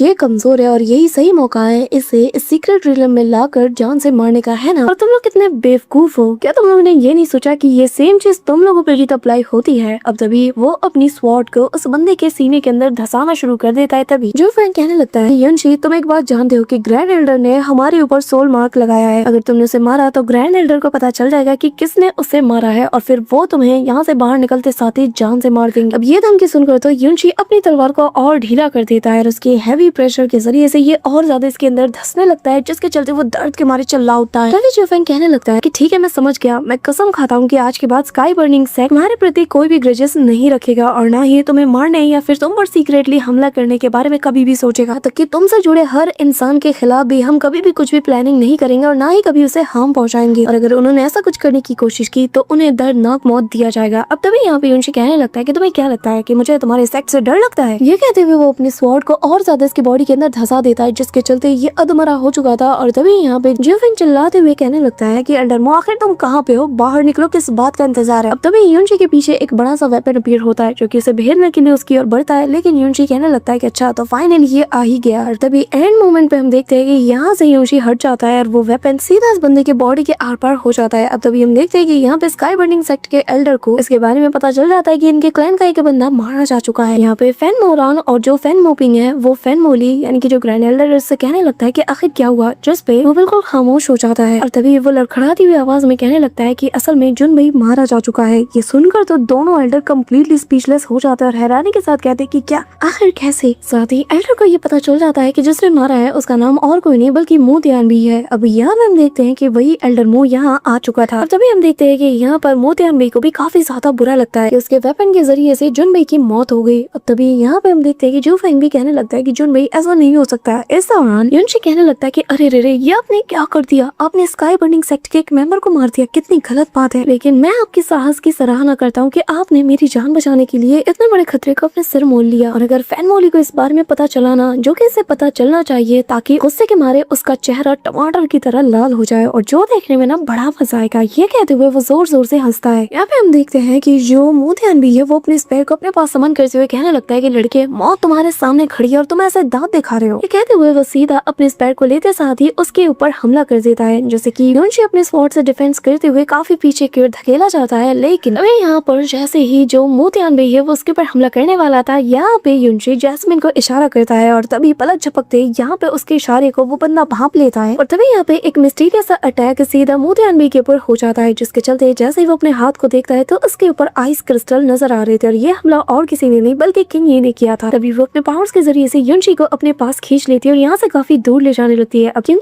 को अचानक से ऐसे देख कर तो युनशी भी शॉक्ड हो जाता है और फिर वो कहने लगता है कि अच्छा तो अब मैं समझा, वो जो चौथा पर्सन है जो कि यहाँ सीक्रेट रिलम में आया है वो और कोई नहीं बल्कि तुम। तभी वो यहाँ से उसे काफी दूर ले जाती है। इस दौरान हम देखते हैं कि जो फेंग जूचेंग यानी कि जोफेंग जो है वो कहने लगता है कि फोर्ट मास्टर मू, क्या आप इसका पीछा करने नहीं जाओगे? जिसपे वो कहने लगता है कि क्या तुम्हारा दिमाग ठीक है, तुम नहीं जानते वो किंग यू है। अगर मैंने युनशी को मार दिया और उसने इस बारे में बाहर किसी को भी बता दिया तो फिर हम लोगों का सामना कैसे करेंगे? जिसपे यहाँ पे थोड़ा सोचने के बाद जो जोफेंग है वो कहने लगता है कि ठीक है, फिर उसे भी इसी के साथ निपटा दो। यहाँ पे ये सुनते साथ ही जो अंकल मू है वो कहने लगता है कि तुम बिल्कुल पागल हो चुके हो। वो आइस क्लाउड इमोर्टल पैलेस की मोस्ट ट्रेजर डिसाइपल है और मैं उन्हें ऑफेंड करने का रिस्क किसी शर्त नहीं ले सकता। तभी यहाँ पे जोफेंग कहने लगता है कि ठीक है, और एक बात तुम भूल रहे हो, उसने ऑलरेडी देख लिया कि तुम युनशी के ऊपर हमला कर रहे थे, तो बताओ मैंने उसे खामोश किए तुम कैसे सुकून की सांस ले सकते हो? और दूसरी बात, तुमने मेरे सेकंड ब्रदर को मारा है। अगर तुम मेरी बात नहीं मानते तो फिर मुझे फर्क नहीं पड़ता, मैं जाके सारी बात ग्रैंड एल्डर को बता दूंगा कि कैसे तुमने उसकी जान ली। अब ये सुनकर यहाँ पे मो त्यान भी कहने लगता है कि अगर मुझे पता होता कि तुम इतने बड़े वाले सन की हो तो मैं कभी भी तुम्हारा साथ नहीं देता। ये कहते साथ ही वो युनशी का पीछा करना शुरू कर देता है। अब यहाँ पे इसे अपने पीछे आता हुआ देखकर मिस किंग यू काफी सारे जो अपने आइस अटैक से उसके ऊपर कर देता है, लेकिन यहाँ पे मो त्यान भी अपने फायर अटैक से उन सभी को डिस्ट्रॉय करते हुए इनके ऊपर हमला कर देता है। लेकिन यहाँ पे तब तक युनशी रेडी हो चुका था और वो अपने हैवी रूलर को चला के मारकर उसके स्पेयर को सीधा उसी की तरफ फेंक देता है। जो देखते साथ ही अब युनशी के ऊपर वो अपने स्पेयर के जरिए से दे तनातन हमले करता है। इस दौरान इसकी स्पीड काफी ज्यादा फास्ट थी और जैसे ही वो स्पेयर से लगने वाला था कि तभी miss king you IC whip के जरिए से यहाँ पे युनशी को पकड़ते साथ ही हवा में ऊपर उठा देती है और अब ये स्पेयर इसकी तरफ पड़ता है। जो देखते साथ ही वो उसके ऊपर जैसे हमला करने वाली थी पर तब तक युनशी ऊपर से इसके ऊपर हमला कर देता है। अभी यहाँ पे इन लोगों को भागने का मौका मिल जाता है और ये दोनों काफी स्पीड के साथ हवा में उड़ते हुए आगे निकल जाते हैं। इस दौरान किंग यू जो कि यहाँ उसे पकड़ते हुए काफी तेजी से फ्लाई कर रही थी, तब तक पीछे से यहाँ पे मो त्यान भी वापस इनके ऊपर फायर अटैक्स कर देता है, जिनसे बचते बचाते मिस किंग यू काफी दूर तो निकल जाती है, पर तभी ये बंदा अपने स्पेयर को एक फायर ड्रैगन में ट्रांसफॉर्म करते हुए उसके ऊपर हमला कर देता है। ये देखते साथ ही वो युनशी का हाथ छोड़ देती है और इमीडिएटली यहाँ पर अपने आईसी फिनिक्स को समन करती है और सीधा उसके ऊपर हमला कर देती है। और तभी उसके फिनिक्स को डिस्ट्रॉय करते हुए वो स्पेयर अब अपने नॉर्मल शेप में आते साथ ही सीधा मिस किंग यू के ऊपर हमला कर देता है और मिस किंग यू इमीडिएटली अपने उसी आईसी विप्सेस के ऊपर हमला कर देती है। पर तब तक यहाँ से मोतियान भी आते साथ ही अपने स्पेयर के ऊपर एक जोरदार किक मारता है और इसके इम्पैक्ट के चलते मिस किंग यू दूर छिटकने लगती है, पर यहाँ युनशी उसे संभालते साथ ही अपने पावर के जरिए से उस आती हुई स्पेयर को हवा में ही रोक देता है। इस दौरान जब वो अपनी फायर पावर का यूज करता है ना, तो अचानक से ये जो ड्रैगन और उसके जो डेविल की पावर से वो अचानक से रेजोनेट करने लगती है और तभी इसके इम्पैक्ट से युनशी भी काफी दूर छिटका जाता है। तभी युनशी का हाथ पकड़ते साथ ही मिस किंग यू वापस यहाँ भागने लगती है और अब अपने ट्रम्प कार्ड को युनशी यूज करता है, यानी कि वो जैस्मिन से कहता है कि इसे मेरे लिए खत्म कर दो। तब यहाँ पर जैसे जैस्मिन को ऑर्डर मिलता है, वो इमीडिएटली बाहर आते साथ ही यहाँ पे मोतियान बी को रोक लेती है। अब मोतियान बी इसे देखता साथ ही कहने लगता है कि आखिर तुम हो कौन, जिससे वो कहने लगती है कि मैं वो हूँ जो कि आज तुम्हें तुम्हारी नानी याद दिलाने वाली है। अब चुपचाप बताओ कि आखिर तुम कैसे मरना पसंद करोगे। कहते साथ ही वो अपने फिंगर से काफी ऑफेंसिव ऑप्रेसिव ऑरा को उसके ऊपर डालने लगती है, जिसके चलते उसका हिलना भी मुश्किल हो जाता है। और तभी जैस्मिन कहने लगती है कि इस प्रिंसेस ने तुम्हें ऑफर दिया था कि तुम अपनी मर्जी से अपनी मौत को चुन सको, लेकिन अब जबकि तुमने इस मौके को गवा दिया है तो अब मैं तुम्हारे लिए चूज करूंगी कि आखिर तुम कैसे मरोगे। जिसके बाद वो कहती है डिसअपियर, और बस उसका एक वर्ड कहना ही था। यहाँ हम देखते हैं कि जो मोतियान बी जिसने कि इस वक्त युनशी और मिस किंग यू के नाक में दम करके रखा था, ऑन द स्पॉट वो कम्प्लीटली शैटर्ड हो जाता है। और गाइस इसी से पता चलता है कि यार जैस्मिन कितनी ज्यादा स्ट्रॉन्ग है। और जरा सोचो, जब ये पूरी तरीके से रिकवर हो जाएगी और इसकी पीक पावर इसके पास वापस आ जाएगी, तब ये क्या बवाल मचाएगी। अब यहाँ पे अपने काम को अंजाम देने के बाद वो वापस से युनशी के पास लौट जाती है। अब युनशी उसे देखकर कहता है कि क्या इतनी जल्दी। जैसा वो कहने लगती है कि तुम्हें क्या लगता है वो मेरे हाथों से कभी जिंदा बच सकता है। जिस पे वो कहने लगता है कि पर एक बात बताओ फेंग जुफेंग का क्या हुआ। जिस पे वो कहने लगती है कि मैंने तुमसे बस इतना कहा था कि मैं बस एक इंसान को मारने में तुम्हारी मदद करूंगी। जिस पे युनशी कहने लगता है कि पर मास्टर तुमने कहा था कि तुम मेरी मदद करोगी, तो तुम्हें नहीं लगता कि तुम्हें इस काम को पूरी तरीके से अंजाम देना चाहिए था। जिस पे वो कहती है कि मैंने मेरी मिस्टिक पावर को ना पूरी तरीके से सील कर दिया है, यहाँ तक कि मैं खुद भी उसे अनसील नहीं कर सकती। जिसका मतलब ये है कि तुम्हें अगर मेरी मदद चाहिए तो तुम्हें थोड़ा और इंतजार करना होगा, तब मैं अपनी थोड़ी बहुत पावर को रिस्टोर कर लूंगी और तब मैं तुम्हारी मदद कर पाऊंगी। ये सुनकर युनशी शॉक्ड था, पर तभी यहाँ पे मिस किंग यू की हालत बिगड़ जाती है और वो यहाँ पर कमजोर हालत में सीधा लड़खड़ाते हुए जमीन पे जा गिरती है। और यहाँ युनशी मिस किंग यू को काफी टाइटली होल्ड कर लेता है। ये दोनों एक दूसरे से लिपटते हुए एक दूसरे के ऊपर जा गिरते हैं। जहाँ मिस किंग यू जो कि जमीन पर लेटी हुई थी, यहाँ उसे इतने करीब से देखने के बाद युनशी के अंदर की ठरक जाग जाती है। वो कहने लगता है कि वैसे मानना पड़ेगा किंग यू, तुम दिन ब दिन काफी ज्यादा खूबसूरत होती जा रही हो। यहाँ पे इसके बातें सुनते साथ ही मिस किंग यू कहने लगती है कि मुझे पता है कि तुम्हारी ठरक ना कभी नहीं जा सकती। जिस पर वो कहने लगता है कि पर ऐसी बात नहीं है, पहले से थोड़ी कम हो चुकी है। तभी यहाँ पे किंग यू उससे दूर जाते हुए कहने लगती है कि मुझे लगता है कि अब मोतियान बी के आसपास कोई भी नामो निशान नहीं है। तभी यहाँ पर वो उससे पूछने लगती है कि वैसे एक बात बताओ, आखिर वो दोनों तुम्हें मारना क्यों चाहते थे। जिस पर युनशी भाव खाते हुए कहने लगता है कि जाहिर है मैं काफी ज्यादा पॉपुलर और हैंडसम जो हूँ, उनसे बर्दाश्त नहीं हुआ। जलन चीज ही ऐसी है, मैं क्या करूँ। वैसे किंग यू एक बात बताओ, तुम्हारी टाइमिंग काफी कमाल की थी, कहीं तुम्हें मेरी फिक्र तो नहीं हो रही थी, इसलिए तब से तुम मेरा सीक्रेटली ऐसे पीछा कर रही थी। हाँ, जिस पर वो कहने लगती है कि गलतफहमी में मत रहो, क्योंकि मैं यहाँ से गुजर रही थी, मेरी नजर तुम पे गई तो सोचा मैं तुम्हारी जान बचा लूं। अब जबकि यहाँ पे कोई खतरा नहीं, तो हमारे रास्ते यहीं से अलग होते हैं। ये कहते हुए वो दूसरी ओर जाने लगती है। तभी यहाँ पे युनशी उसके पास जाते हुए कहता है कि किंग यू आखिर तुम मुझे ऐसे कैसे छोड़ सकती हो। हाँ, तुम्हें पता है ना कि यहाँ पे कितना ज्यादा खतरा है, अगर मोतियान भी वापस से आ गया तो। यहाँ पे उसकी बातें सुनकर किंग यू मनी मन स्माइल करती है, पर तभी वो उसे इग्नोर करती हुए आगे बढ़ जाती है। और यहाँ इसके ड्रामे शुरू। वो यहाँ पे सस्ती एक्टिंग करते हुए कहने लगता है कि हाँ ठीक है, जाओ जाओ, तुम्हें फर्क थोड़ी पड़ेगा, मुझे कुछ होता है कुछ नहीं होता है तुम्हें कहाँ फर्क पड़ेगा। मैं मर भी जाता हूँ ना तो भी तुम्हारा ये पत्थर जैसा दिल कभी नहीं पिघलने वाला, मैं जानता हूँ। पर एक बात बताओ, अगर मुझे कुछ हो गया तो तुम मेरे बिना क्या करूंगी। ये सुनकर मिस किंग यू वहीं पे रुक जाती है और फिर कहने लगती है कि आखिर वहाँ पे खड़े खड़े तुम्हें किसका इंतजार है, चुपचाप मुझे फॉलो करो। जिसमें युनशी इतना ज्यादा खुश होता है कि जैसे इसके लाखों की लॉटरी लग गई और वो कहने लगता है यस मैडम, जैसा आपने कहा मैं वैसा ही करता हूँ। और तभी इनका सफर शुरू हो जाता है, जहाँ पर युनशी से कहने लगता है कि वैसे किंग यू एक बात बताओ, मैंने अभी अभी रियलाइज किया कि तुम्हारा दिल ना काफी ज्यादा सॉफ्ट है। बाहर से भले तुम्हें एक नंबर की खड़ूस दिखती हो, लेकिन अंदर से ना तुम्हारा दिल काफी नरम है। यहाँ पे उसकी बातों को किंग यू इग्नोर करते हुए आगे बढ़ने लगती है। पर यहाँ पे हम देखते हैं कि युनशी मन में सोचने लगता है कि आखिर रियल वाली किंग यू कौन सी है, जो मेरे सामने टफ बनने का प्रिटेंड करती है वो, या फिर जो मुझे मुश्किल में देख नहीं पाती और हर हद तक मुझे बचाने के लिए चली जाती वो। अब तभी यहाँ पर वो इन्हीं सारे सवालों के साथ आगे बढ़ रहा था, लेकिन अचानक से उसके हाथ में जो हेवनली पॉइजन पॉइंट था ना, वो यहाँ पे काफी तेजी से रेजोनेट करता हुआ उसे फील होता है और वो कहने लगता है कि न जाने क्यों ये फीलिंग मुझे वापस से आ रही है। और तभी उसे याद आता है कि ऐसा ही कुछ उसने अपने ड्रीम में देखा था, जहाँ उसे ऐसा लग रहा था कि सामने मौजूद उस माउंटेन पीक के पास वाले एरिया में कोई चीज है जो कि उसे अपनी ओर आकर्षित कर रही है। जिसके बाद एग्जैक्टली वो सारे सीन रिपीट होने लगते हैं, जहाँ पर वो सीधा जाता है उस मिस्टीरियस जगह पर जहाँ पर उसे जमीन के काफी गहराई के अंदर वही बहुत ही लोटस ट्रेजर मिलता है जैसे कि वो अपने पास जैसी लेने वाला था। यहाँ पे हम देखते हैं कि जो ये प्रोफाउंड मिस्टिक बीस्ट है वो वापस से जमीन पे निकलते साथ ही इनके ऊपर हमला कर देता है। लेकिन इस बार यहाँ पे हम देखते हैं कि जो बाकी के सेक्ट के एल्डर्स थे ना, इन सभी को भी इसकी भनक लग जाती है और यहाँ पे जो एल्डर किन और स्काई ब्रेकिंग सेक्ट के जो एल्डर है इन्हें भी काफी ज्यादा फील होता है। वो लोग हैरानी के साथ ऊपर आसमान की ओर देखने लगते हैं और यहाँ पे हम देखते हैं कि जो एल्डरलिंग से लेकर जितने भी लोग थे सभी कहने लगते हैं कि ये तो एक प्रोफाउंड मिस्टिक बीस्ट है। इसी के साथ एग्जैक्टली हमें वही सीन रिपीट होता हुआ नजर आता है कि कैसे ये जो प्रोफाउंड मिस्टिक बीस्ट है ये यहाँ पे हमला करता है, जिसके चलते सक्शन फोर्स क्रिएट होता है और यहाँ मिस किंग यू हवा में उड़ने लगता है और उसके हाथ को जैसे तैसे पकड़ते साथ ही युनशी यहाँ पे अपने दोनों पाव पर लगाए गए उस सीलिंग को पूरी तरीके से हटाने लगता है, जिसके चलते उसकी आंखें ब्राइट ग्लो करने लगती है। और यहाँ पे हम देखते हैं कि जैस्मिन कहने लगता है कि ऐसा मत करो, तुम्हारी करंट मिस्टिक पावर काफी ज्यादा कम है और अगर तुमने अभी इस अटैक को यूज किया ना तो इसका जो बैकलैश है वो तुम पे जरूर पड़ेगा। लेकिन वो यहाँ पर इस टेक्निक का यूज कर ही लेता है, जिसके चलते इनके आसपास एक बैरियर बन जाता है जिसके अंदर ये दोनों सेफ थे। पर तभी हम देखते हैं कि वो प्रोफाउंड मिस्टिक बीस्ट अपने मुंह से उस बैरियर को क्रश कर देता है। युनशी ने मिस किंग यू को अपनी बाहों में काफी टाइटली होल्ड किए रखा था और तभी यहाँ पर ये लोग इसके मुंह के अंदर फंसे हुए थे, जिसके चलते ये जो बीस्ट था ये अपना सिर जोर जोर से हिलाता और ये दोनों छिटक के काफी दूर जाने लगते हैं। इस दौरान यहाँ पे वो बीस्ट वापस से अपनी सक्शन फोर्स का यूज करता है, जिसके चलते मिस किंग यू और युनशी दोनों उसके मुंह में खींचे चले जाते हैं। पर एंड मोमेंट में युनशी स्माइल करते हुए किंग यू को खुद से दूर धक्का दे देता है, लेकिन तभी मिस किंग यू भी उसका पीछा करते हुए सीधा इस बीस्ट के मुंह में समा जाती है। और तभी सीन शिफ्ट होता है और हमें इस जायंट बीस्ट के पेट के अंदर का सीन दिखाया जाता है, जहाँ पे मिस किंग यू और युनशी अनकॉन्शियस होकर पड़े थे। पर तभी धीरे धीरे करके मिस किंग यू को होश आता है और यहाँ वो अपनी पावर का यूज करते हुए चारों तरफ रोशनी बिखेर देती है और तभी जैसे ही वो अपने सामने देखती है तो उसे युनशी नजर आता है जो कि बर्फ में पूरी तरीके से लिपटा हुआ था, जो देखकर वो काफी ज्यादा पैनिक कर जाती है। उसे उसकी फिक्र होती है और वो उसे जगाने की कोशिश करते हुए कहती है कि प्लीज उठ जाओ, आखिर तुम्हें क्या हो गया। लेकिन तभी वो देखते हैं कि धीरे धीरे इसकी पूरी बॉडी फ्रीज हो रही थी। यहाँ पे वो और ज्यादा पैनिक करने लगती है। तभी वो यहाँ पे अपनी मिस्टिक पावर का यूज करते हुए उसे हील करना शुरू कर देती है, जिसके चलते उसकी आइस जो थी बॉडी के ऊपर वो धीरे धीरे मेल्ट हो रही थी। यहाँ पर युनशी को होश आ जाता है और जैसे ही अपनी आंखें खोलता है तो उसके सामने किंग यू मौजूद थी, जो कि उसे बहुत ही प्यार भरी निगाहों से देखी जा रही थी। अब तभी वो बोलने की कोशिश तो करता है, लेकिन मिस किंग यू उससे कहने लगती है कि पागल हो गई हो, चुपचाप वहीं लेटे रहो, तुम्हारी मिस्टिक पावर कम्प्लीटली ड्रेन हो चुकी है और तुम फिलहाल कुछ नहीं कर सकते, तुम्हें खुद को हील करने पे फोकस करना है। इस दौरान उसकी बातें सुनकर युनशी कम्प्लीटली स्पीचलेस हो जाता है। पर तभी वो कहता है कि मुझे क्या हो रहा है, मुझे कुछ भी फील क्यों नहीं हो रहा। मिस किंग यू उसे बताने लगती है कि वो इसलिए क्योंकि यहाँ पे काफी ज्यादा ठंड है, तुम्हें कुछ भी फील नहीं होगा, तुम्हारी बॉडी पूरी तरीके से सुन बढ़ चुकी है और चिंता मत करो, मैं अपनी पावर से तुम्हें पूरी तरीके से हील कर दूंगी, तुम ठीक हो जाओगे। अब वो काफी ज्यादा कोशिश करती है, लेकिन तभी युनशी बहुत ही अफेक्शन के साथ उसके हाथ को होल्ड करता है और कहता है कि नहीं, अब कोई फायदा नहीं, मुझे लगता है कि शायद मैं मरने वाला हूँ। अब उसके मुंह से ऐसी बातें सुनकर मिस किंग यू का दिल बैठ जाता है। वो यहाँ पे कुछ कहने वाली थी, तभी यहाँ पे युनशी कहने लगता है कि तुम आइस एलिमेंट मिस्टिक पावर को कल्टीवेट करती हो, जिसका मतलब ये है कि तुम यहाँ से सर्वाइव कर जाओगे, इसलिए ये सब कुछ छोड़ो और जल्द से जल्द यहाँ से एस्केप करने पे फोकस करो। यहाँ पे उसकी बातें सुनकर मिस किंग यू सर को हिलाती है और ना में जवाब देते हुए वापस अपनी पावर का यूज करने लगती है, लेकिन युनशी उसके पावर को ऐसे ही जाया होने नहीं देता और उसके हाथ को रोक लेता और कहता है कि मैंने कहा ना, तुम यहाँ से निकल जाओ और अपनी मिस्टिक पावर को मेरे ऊपर ऐसे जाया मत करो। तभी यहाँ पे मिस किंग यू उसके करीब आते हुए कहने लगती है कि तुम इतनी आसानी से कैसे मर सकते हो, हाँ अगर हम यहाँ से जिंदा निकलेंगे ना तो साथ में निकलेंगे, वरना कोई नहीं जाएगा। अब यहाँ उसकी बातें सुनकर युनशी स्माइल करता है और कहता है कि किंग यू, मैं इन माउंटेन्स और इन रिवर्स को एज अ विटनेस के तौर पे यूज करते हुए तुमसे पूछना चाहता हूँ, बताओ क्या तुम मेरी नेक्स्ट लाइफ में भी मेरी पार्टनर बनना चाहोगी? क्या तुम तब भी मेरे साइड बाय साइड रहना चाहोगी? क्योंकि मैं तुम्हारे लिए बहुत कुछ करना चाहता था, लेकिन इस लाइफ में मैं कुछ भी नहीं कर पाया। अब तभी वो अपने ग्रैंडपा और अपने आंट को याद करता है। वो शुरू जैस्मिन और बाकी सभी को भी एक एक करके याद करते हुए उनसे माफी मांगता है और कहता है ग्रैंडपा, लिटिल आंट, शुरू, जैस्मिन, लिटिल फेरी, प्लीज मुझे माफ कर देना। ये कहते हुए वो अपनी आंखें बंद कर लेता है। अब यहाँ इसकी बॉडी ऑलमोस्ट फ्रीज हो चुकी थी। तभी ये देखते साथ ही मिस किंग उसके फेस को टच करती है और कहती है कि हमें हमारे दूसरे जन्म का इंतजार करने की जरूरत नहीं है। इसके बाद वो अपनी पावर्स को गैदर करते हुए कहने लगती है कि उस दिन, उस बैटल में जब तुमने मुझे हराया, उस दिन सिर्फ तुमने मुझे नहीं हराया बल्कि तुमने मेरे दिल को भी जीत लिया। तुमने मुझे उसी पल अपने प्यार में डाल दिया और मेरी कोल्डनेस तो बस एक बहाना था तुमसे दूर जाने का। इसी के साथ उसकी बॉडी हवा में फ्लोट होने लगती है और वो अपनी सारी फीलिंग्स को आज यहाँ पे अनलीश करते हुए कहने लगती है कहती है इससे फर्क नहीं पड़ता कि मैं लाख कोशिश कर लूं अपने फीलिंग से भागने की, लेकिन मैं चाहे खुद को कितना भी समझा लूं पर मेरे इमोशंस के ऊपर मैं कभी भी कंट्रोल हासिल नहीं कर सकती। मैं चाहकर भी तुम्हें नहीं भुला सकती। अब तभी यहाँ पर वो अपने आइस फीनिक्स को समन करती है जो कि आते साथ ही यहाँ पे युनशी को पूरी तरीके से कवर कर लेती है। और तभी यहाँ पे मिस किंग यू कहने लगती है कि जब तुमने मेरे लिए इतना कुछ किया है तो भला मैं तुम्हें ऐसे जाने कैसे दे सकती हूँ। जब तुम मेरे लिए इतना ज्यादा मैटर करती हो तो भला ऐसी कौन सी औरत होगी जो उस इंसान को ऐसे मरने देगी जिससे कि वो सबसे ज्यादा प्यार करती है। साथ वो अपने मन में कहने लगती है कि आज मैं यहाँ पर कोई फीलिंग को एक्सेप्ट करती हूँ और मैं शेकिंग यू आज अपनी मर्जी से खुद को तुम्हारे हवाले सौंपती हूँ और तुम्हारे लिए कुछ भी करने को तैयार हूँ और मैं इस मोमेंट में तुम्हें कभी भी अकेला नहीं छोड़ूंगी। अब तभी हम देखते हैं कि वो जो फीनिक्स था वो कम्प्लीटली डिसअपियर हो जाता है, जिसके चलते यहाँ पे मिस किंग यू की ताकत भी काफी ज्यादा कम हो जाती है। वो ऑलमोस्ट अनकॉन्शियस होने लगती है, लेकिन यहाँ फिर भी वो अपने मन में कहती है कि जिस इंसान को शेकिंग यू सबसे ज्यादा प्यार करती है वो कभी भी ऐसे नहीं मर सकता। अब तभी हम देखते हैं कि वो अनकॉन्शियस होकर बिल्कुल उसके साइड बाय साइड बेहोश हो जाती है। अब तभी युनशी को थोड़ी देर बाद होश आता है, वो उठता है तो उसे यकीन नहीं होता कि वो अभी भी जिंदा है, लेकिन तभी उसे किंग यू की फिक्र होती है और वो देखता है कि ये तो अनकॉन्शियस होकर जमीन पे पड़ी है। अब तभी यहाँ पे जैस्मिन बताती है कि इसने तुम्हें बचाने के लिए अपनी सारी मिस्टिक पावर को तुम्हारे अंदर ट्रांसफर कर दिया, जिसके चलते